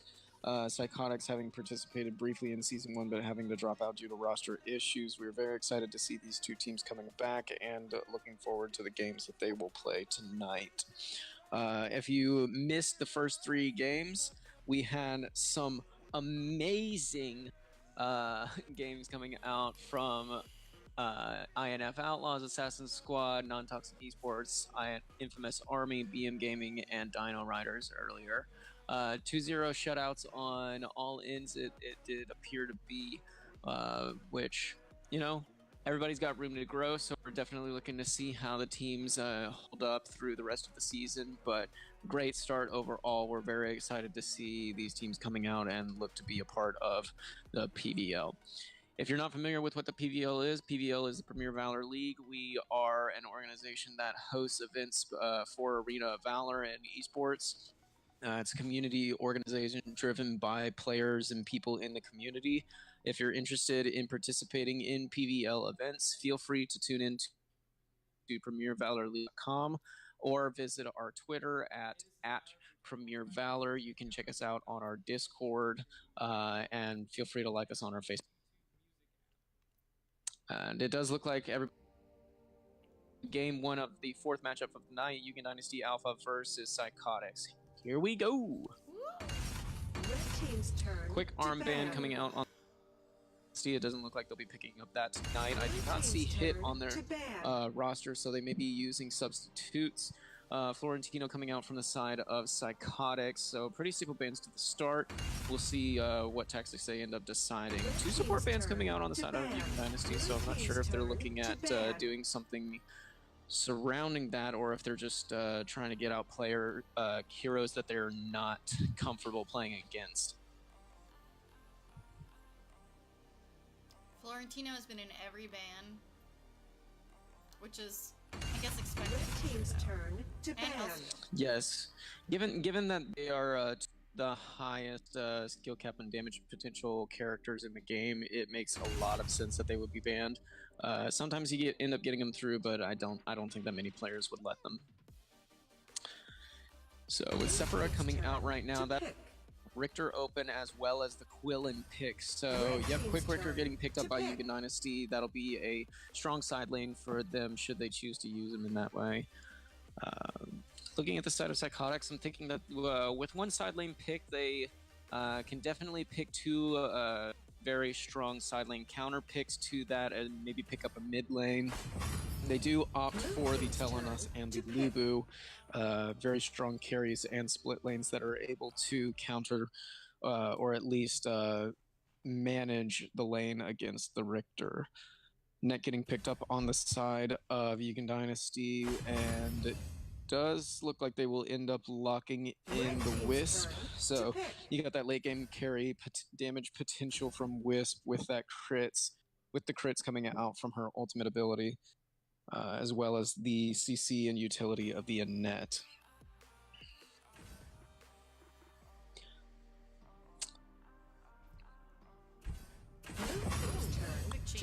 Quick last minute change, picking up Mina instead of the Baldum, and then Liliana getting picked up for the side of Psychotics. I'm not really sure if they had that decision made or if they were just making a last minute run, but the composition is looking a little testy right now, whereas Yugen Dynasty seems to be far more engaged in their picks, understanding the strength of the heroes, the respective heroes, picking up Tulin and Quillen for their last two picks, two very strong heroes when used effectively. Zill being the last hero picked up for the side of Psychotics, not very commonly picked. However, he can be effectively used in situations where you've got things like the impassable terrain of Annette, you've got squishier heroes like Tulin, and then you don't have much, you don't have many tanky heroes, which they do not appear to have on the side of Yugen Dynasty. So they might be able to pull something out with that. However, personally, I think my money is going to side of Yugen Dynasty for this first game. I do feel like they have a much stronger early game advantage as well. I've never seen Quillen versus Zill. Do you think that Quillen outplays Zill in jungle? So I believe 10 Quillen seconds has remaining. a faster initial clear time. However, I would say that because Zill has the ability to go invulnerable, untargetable, and can track Quillen through his ultimate and his invisibility when when Zill is in his ultimate, he might be a bit of a soft counter, but in a 1v1 situation, I don't know how it'll match up in the team fights. I do like the picks going on here. Though I do feel like late game, I mean, they are a bit squishy. Yeah, late game they do tend to fall off, so they will need to close out in the game if they do want to make this game go well. Obviously, the late game Telenos is going to be something that can tear through their team if they don't get good initiations, especially with having a Mina that can take out both the Quillen and the Richter should she get a good engage. Yeah, I do like Lulu. Get ready. Minions will be deployed in 5 seconds. And with that, we are Prepare to into game engage. one. A quick pause coming out from the side of the red team, so I'm not sure if they're having some connection issues. It does look like that will be short to end, and we are back into the game. With that, I doubt that they will end up going for any invades, given that there are they had a bit of a delayed start. It does look like Yugen Dynasty is going to take advantage of the opportunity. They will go for a quick kill onto Caliban. First blood going over to Monday, and they will be working for that red buff. So Telenos does end up pulling out the blue buff for her team. That way they don't end up going for a second buff on the side. but it does look like they'll just end up going and picking up the minions and rotating back out to their own side. Really good invade there. Yeah, a lot of damage coming out onto Zill. He's now at half HP, which will make his clear not only more difficult, but will also give him a bit of advantage once we get around to the Abyssal Dragon timers. Looking at Mina, putting a little bit of poke on the Junie and on the Annette. Sly going a little deep, getting some damage in onto them. However, he does end up having to... No, he does end up using his teleport over the side. Are they going to take down? They do end up getting the Telenas down, getting Mighty and taking him with good rotation coming out from Dual Spiral, coming to help out his teammates. Was yeah.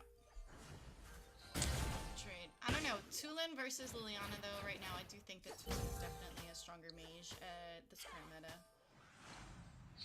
So Tulin does have a stronger rotation because Liliana has a very long range attacks.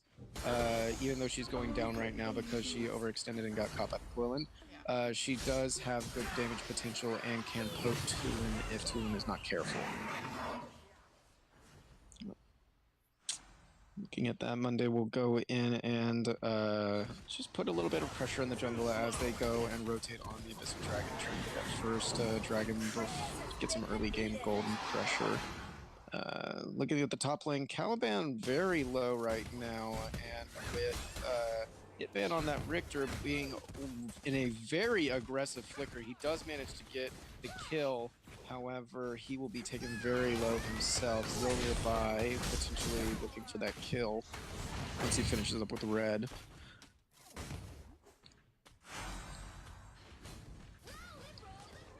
Looking at the bot lane, they just end up clearing, and Dual Spiral and Junie will end up rotating up towards the mid, looking for a pick onto the Zill. Zill ends up going deep onto Quillen, trying to get that damage onto him, that invul, saving him from any potential damage that Monday could have done to him. So yeah, a little bit of a soft counter when you've got the Zill going up against Quillen. Yeah, Quillen was able to grab that Sentinel. I wanna see Splashy doing a little bit more. He's not using his rotations effectively. He's not bush ganking or doing anything that sets up Cho mode forward his abilities, putting damage onto the MA team. He's kind of just roaming around and not being an effective use on that Mina right now. Is it Chill mode or Psycho mode? That is a great question. A little bit of a play on words for his team, maybe being Maybe. Psychotics. So, yeah, he might be going Psycho mode.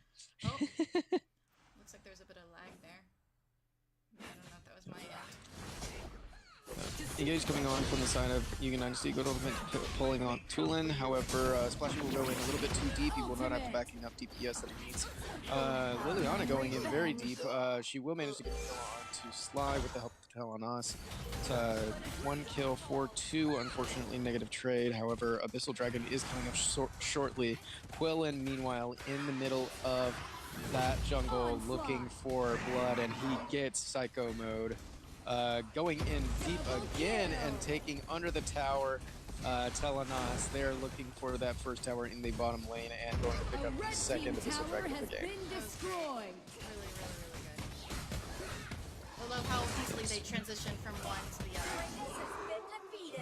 Very, very effective of the Quillen abilities, being able to go invisible and then using that flicker to get an instant gap. Oh, he doesn't even have a flicker. He's using the second ability. I'm not familiar with the hero. But making that gap closer and being able to take out the low HP Liliana. All in all, it's been pretty even in the top lane. Obviously, 4K gold lead on the side of Yugen Dynasty, making clear dominant plays in both the mid lane and the bot lane. Psychotics tends to be overextending a little bit, and they're not really using their rotations effectively. So Yugen Dynasty definitely taking an advantage of that. 5-0 already on the side of Quillen, and then taking down the Lubu in the top lane. They're going to be looking for that first top tower. Yeah.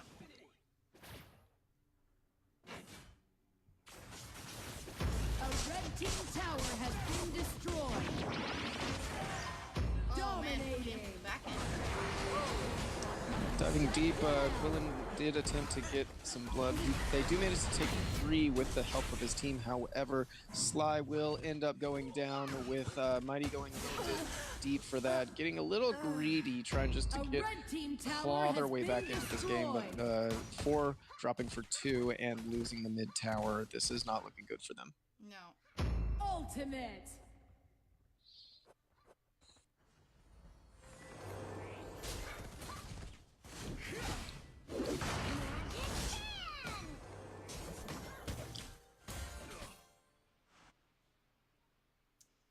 So one thing, they are so strong early game that they're really capitalizing on the fact that they can just, if they just keep pushing like this and not make any mistakes, they'll definitely take the W for this.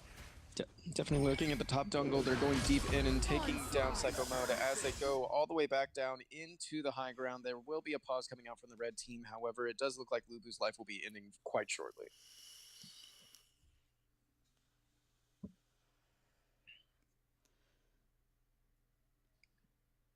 Disconnect, or somebody doesn't want to die yet. I don't believe that the desperation attempt would really suffice since they have to resume shortly. I think that Telenos might be having some connection issues. Yeah, she did load into the game late. Yeah.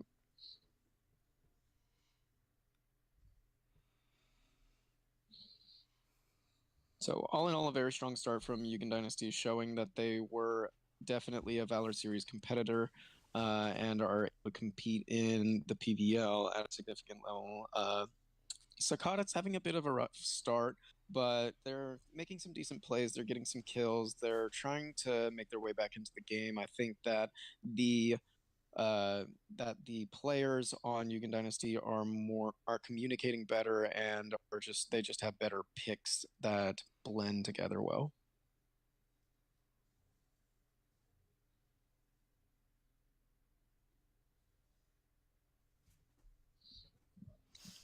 She must be Gonna take a reloading brief- her game. Yeah, gonna take a brief moment just to check and see what's going on with the teams. All right. Yeah, John, this is brutal. All right, we're about to resume. Yep. And Double kill. Wow, the power is getting dissolved so quickly with that poke damage.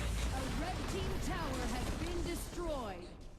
yep, as Wisp begins to get more items, that attack speed does make it very easy for her to take down towers. Obviously, rotating back into the jungle, taking blue buffs, making sure that they're pressing that advantage and not giving anything back to Psychotics, who are quite far A behind red now team at tower a has 7 been destroyed. Going in, this is Dragon number 3. Yes, number 3 to Yugen Dynasty. 5 towers, 2-0 right now, 15 kills to 4. With Quillen finishing his 3rd item and Richter as well about to finish up his Omni Arms. They're about to be dishing out a ton of damage.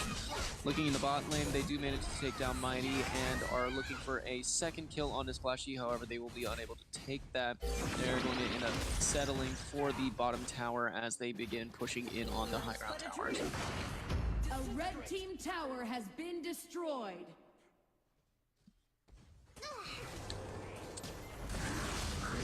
Alan going in, Mina coming up. Going a little too, does manage to put a lot of damage onto Psychotics, however he will end up going down. No members of Psychotic going down just yet. Dual Spiral is getting taken a little bit of poke damage, however they will manage to put some damage down onto the high ground tower. They do not take the high ground tower. ES2 player coming into the back. Mighty will put some more poke damage onto Sly, however they will not get any kills. And it does end up being a 1-for-1 trade with some damage getting into the high ground tower. Do you think he went a little bit too deep in there? Maybe that was a mistake on their part because it did, but it did help Psycho get there a little bit. Yeah, it was a bit of aggressive play on part. However, it was part of the Wisp did not have her ultimate up at the time, which would have solidified that team fight and probably won the game. So I think it was just a breakdown of communication. Yeah, definitely. Coming back into the bot lane, Monday taking a lot of damage. He does miss the Telenos ultimate, just barely gotten it, popping her ultimate. And it looks like Lulu will go down from the Wisp ultimate, getting that crit damage down onto them. Very effective in that. Zill getting blown up, absolutely destroyed. And with Harry's down, they're going for Telenos, they're going for Mina, they are going for the core. That is going to be a quick game. Wow, that was unbelievable. I mean, they didn't even stand a chance. That team comp was just deadly, and they really knew how to use that team comp too. Yeah, both the Richter and the Quillen being such strong heroes, they made quite an effective use of them and were able to capitalize on those choices very well. Also, great job coming out from Junie participating in 77% of the fights for the side of Yugen Dynasty, as well as providing great utility support. That was a really great match. Yeah.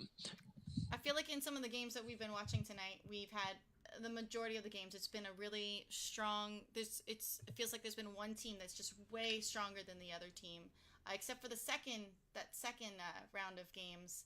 That seemed a little bit more balanced, but definitely the NTG army was a little bit more balanced. I think teams, given that this is the first week that some of them are playing one another, they are finding their footing. They're trying to determine where they sit in the standings going into this first week.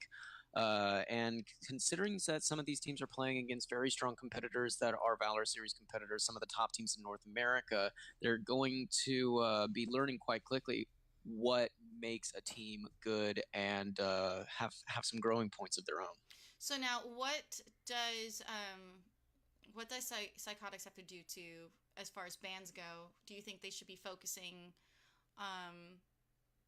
Are they going to change their bans, or what do you think would be if you were their leader, what would you be telling them to do?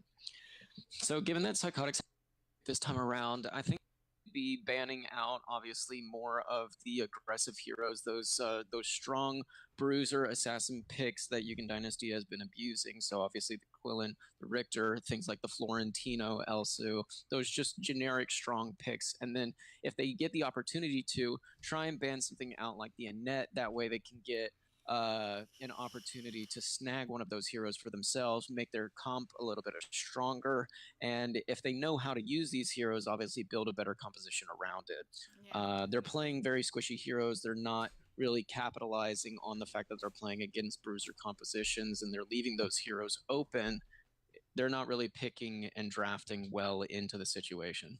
Yeah, definitely. And I feel like if you're New not lobby gonna ID, by it. the way, if you want to join up. Yep. I was gonna say, if you're not gonna ban Quillen, then you better be choosing him first pick.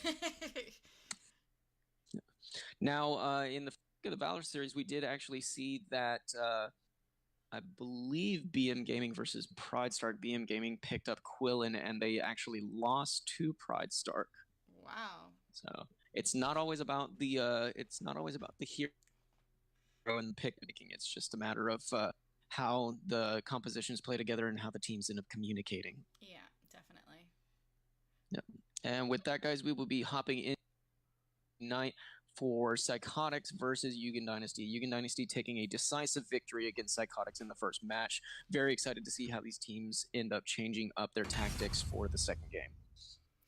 So, have you seen Alpha play much? Do you think that they have a chance now, learning what happened and how Psychotics is going to change towards them? Do you think we're going to have a big fight on our hands, or do you think it's still going to be another dominating experience? So last Psychotic did have some they had some good plays. They had some good games and players that were able to capitalize on these different situations. So I think that if they have grown any from their previous season, then they definitely have opportunity to improve and take back the second game now that they know the play style of their opponent. Obviously, Quillen and Annette coming out, taking out that assassin and that very nasty support from Junie. So definitely respect coming out for their opponents. And then Yugen Dynasty obviously banning those staple picks, the Aram that they don't like playing against, as well as the Florentino, who's just a powerhouse. So Sephora getting banned next. There is the Richter open as well as the Lindis and a couple of others. You've got your Murad if they're into the assassin heroes. Yeah, definitely looks like. If you're having slight connection issues, do you think there's a hero that you can pick that's slightly, like, I feel like Talanis would be a hero you don't want to pick if you're struggling with connection, because you have to really be on it. Yeah, so certain are actually easier to play when you have lag, and at E3, it was noted that some heroes were specifically chosen because they're easier to play when you're lag. At E3 in Season 1 of the Valor series, they did not actually have LAN connections.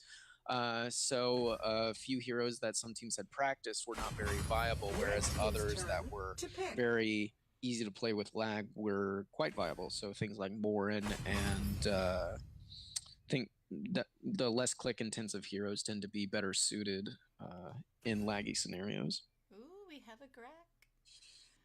We do have a Greg, and we have a Superman, so very excited to see that. Yes. Again, with the Tulin coming out on the side of Yugen Dynasty, a very strong pick for them last game. Definitely looking to see more of that. Zinio coming out on the side of Psychotics.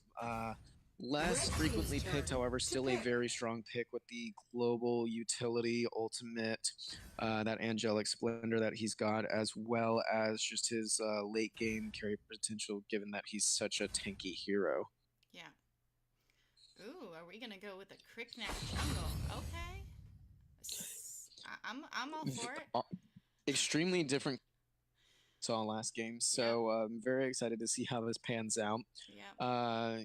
You've got a very movement intensive team from Yugen, obviously with that Tulin, that Superman, that Crickneck, get in, kill the enemy, get out. But you've also got the global presence, the tankiness, the raw power, and the stuns of Psychotics. Zennial with Zennial with his stuns, the Teamy coming out with the Pooty Poot, Jannar having his global presence of just his ultimate in reducing his damage by such a significant margin that he can just burn through enemy, and then obviously that very dangerous Slim Spear. Yeah. I think this is going to be a good fight, or a good team matchup. I do like it. All in all, I think that Psychotics definitely has a good shot. However, I am going to put my chips still on Yugen Dynasty for the second game because I think that they communicate better as a team and they rotate better. Yeah.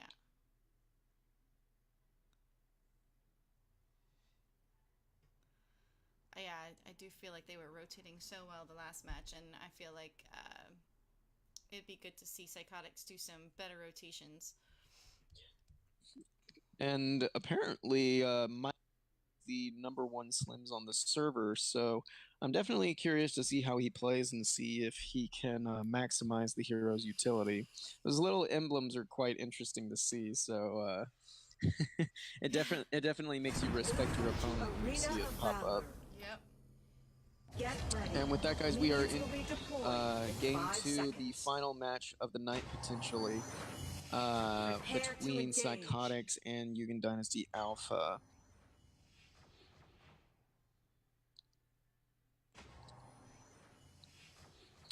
Does look like Yugen Dynasty is going to be going for buff. They will probably end up pulling the buff with the Grak or just go for a straight aggressive invade.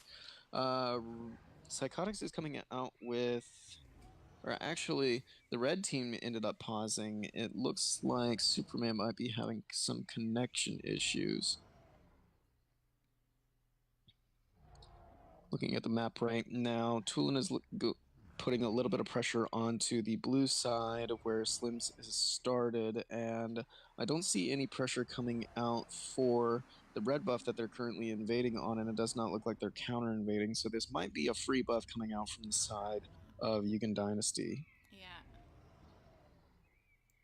Find out soon enough once we can get back in. I'll check the chats real quick to see what's going on.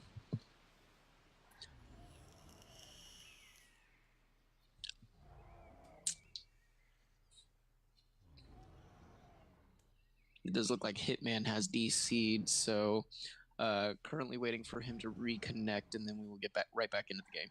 Sounds good.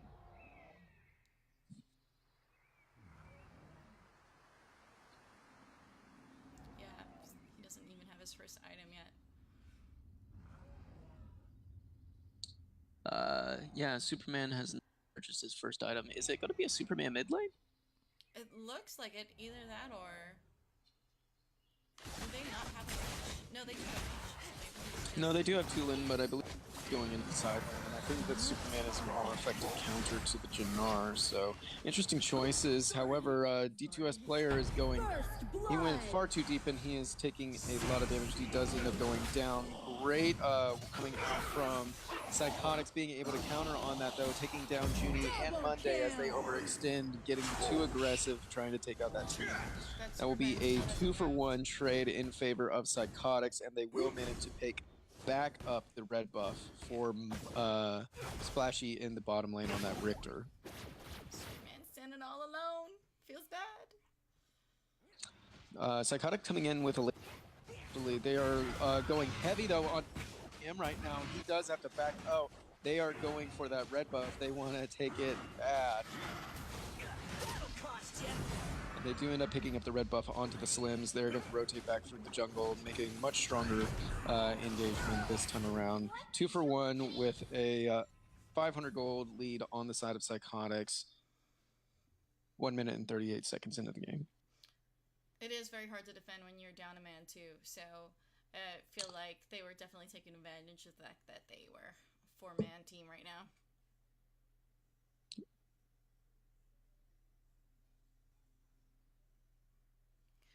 The joys of disconnects. And it does look like Sly on the side of Yugen Dynasty has disconnected again.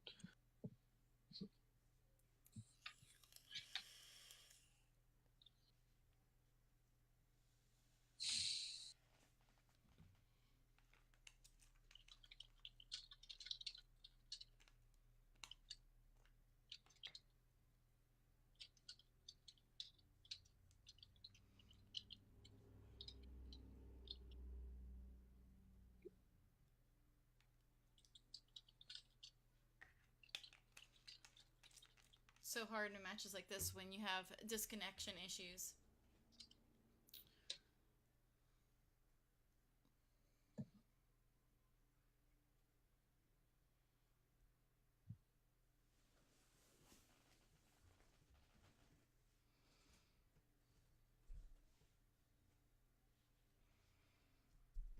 Alright, that's ready to resume. Hopefully Superman got himself back into the game. He's moving. Yep, and it does look like Psychotics are going to make a very clean exit, taking out that red buff and putting Hitman extremely low in the process. Hitman is also going, again, very deep onto Xennial, but he takes a lot of damage and does not manage to die, thankfully. Yugen Dynasty will end up picking the Spirit Sentinel, and they're rotating down on the Abyssal Dragon for the first kill. Knight going down onto Psycho Monk, getting caught out. He does end up going down. Teamy looking to pop whatever he's got to deal a little bit of damage, but he doesn't have his being a bro yet, so he cannot resurrect his fallen teammate. Monday going very deep. Not really sure what was going on right there. Instead of going back towards his own jungle, that will be a great advantage for the side of Psychotics, being able to now take this Abyssal Dragon without any contestation.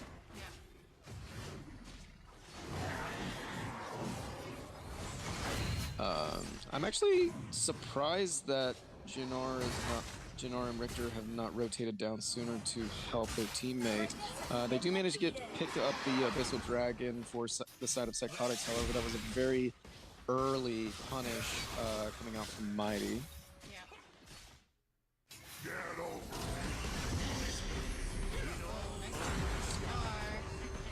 Yep, a little bit of a premature though from Superman, and a bit of a delayed ultimate coming out from Xennial, but you know, just coming in to try and help his team out the best that it can. Superman and Junie do end up dying on the Grak. 2 kills to none for Psychotics. Don't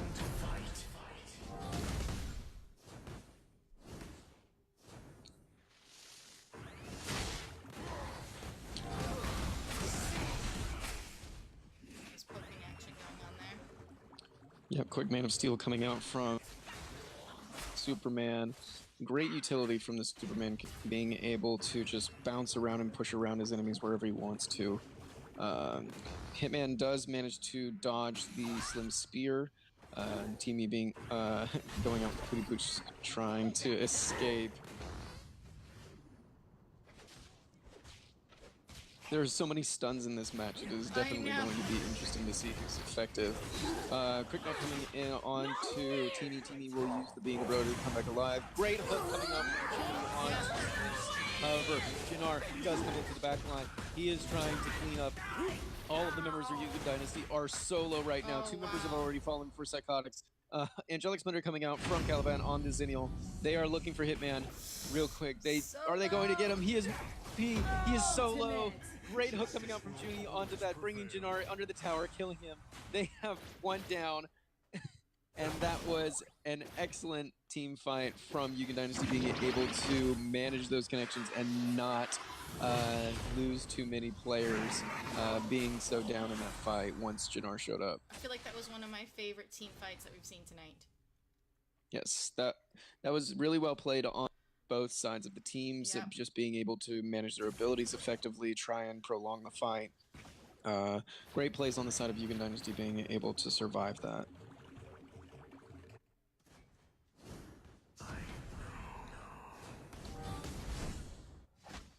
With the Abyssal Dragon up on the bottom side, it does look like Yugen Dynasty is going to be rotating around that. I'm surprised that Teamy is still so high up in the jungle. He should be headed down to help out his team. Abyssal Dragon already half HP, going down 2k, 1k, 40, and Psychotics does manage to pick it up. They do not have the punish to take the Abyssal Dragon, so that is another 500 gold going over to them, as well as the experience. This game is tied back up. Yeah. Oh, this is a much better game than the last. Definitely, and with the minion wave coming up under the tower, looking for blood, they are going for the players instead of the tower. Okay, they do manage to end up taking down the tower, and they are going. Slims is rotating down onto Sly to try and take him down. However, with that Superman movement speed, he will be able to make it out alive. Two members of Psychotics going down for that, and then Cricknack pushing into the top lane, doing massive work there, taking towers for his team. While they're going for kills, Cricknack is going for towers, taking out some towers during that whole fight. Yep, Monday does end up going too deep, and he does end up getting punished by Xennial, getting that knock up onto him, and then with the follow-up damage from the Jinnar and the Slims. It was an interesting trade because Psychotics was definitely pushing up on the other side and getting those kills, but the other team managed to push down and get two towers and kind of get some gold back. Definitely, Tulin in very... Slims does end up getting to pick up the red buff for his team. Three members of Yugen Dynasty. Psycho Mode going very deep onto both Sly and Hitman GM. Hitman GM being able to dodge the Slim Spear. Great ultimate coming out from Telenos, though, being able to take down the whole team. Being a Bro comes out, he will fall, and so will a Mighty, unfortunately, as Yugen Dynasty show their dominance. And Junie with the hooks, he is living up to his expectations. He is definitely showing that if you mess with the grok, you're gonna get the hook. Oh my gosh. Hooker Pro plays. Yes. PG hookers. Strictly PG. Ah. Hitman just narrowly dodging Spear. He's making all of these risky plays, and thankfully it's paying off for him. But he's just barely missing these Slim Spears, and it's very, very dangerous. Oh, another beautiful hook right there. Another hook coming out onto Jinnar. Does have his ult pop, and he is able to get out of that. Damage coming out from Slims onto the enemy team. They do poke them a little bit low, however, the Darkslayer is up, and they'll be rotating onto that to probably close this game out, fading that Drake and the health regen that they need in order to sustain themselves. Tulin very deep right now. He's going for the... Looks like they're just going to end up trading. A lot of aggression coming out from the team. Yeah, and Psychotics seems to be content with taking all of the damage that Hitman provides them. So, great aggression coming out from Hitman GM, being able to understand his A heroes blue limits and team continue on tower with that. has been destroyed. Second mid tower falling as the Drake gets popped in the middle lane. They're looking for a team fight here.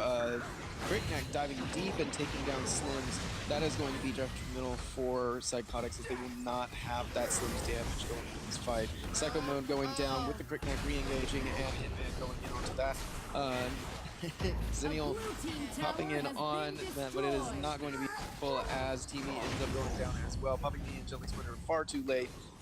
He will end up going down as well. That is 4 members of the team. 5 members of the team going down as Splashy makes a last-ditch effort to clear the wave. However, with the Drake still up, with 5 members of the team up, they will ace the team. They will get a triple kill onto Hitman, and they, with the new minion wave, will close out this game and take the core. Wow. One thing I noticed with this is, I mean, Psychotics were doing really good early game. I feel like they were really starting to come back.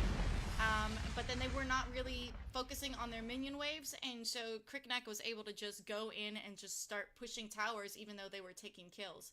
And I feel like that really is what killed them. Definitely.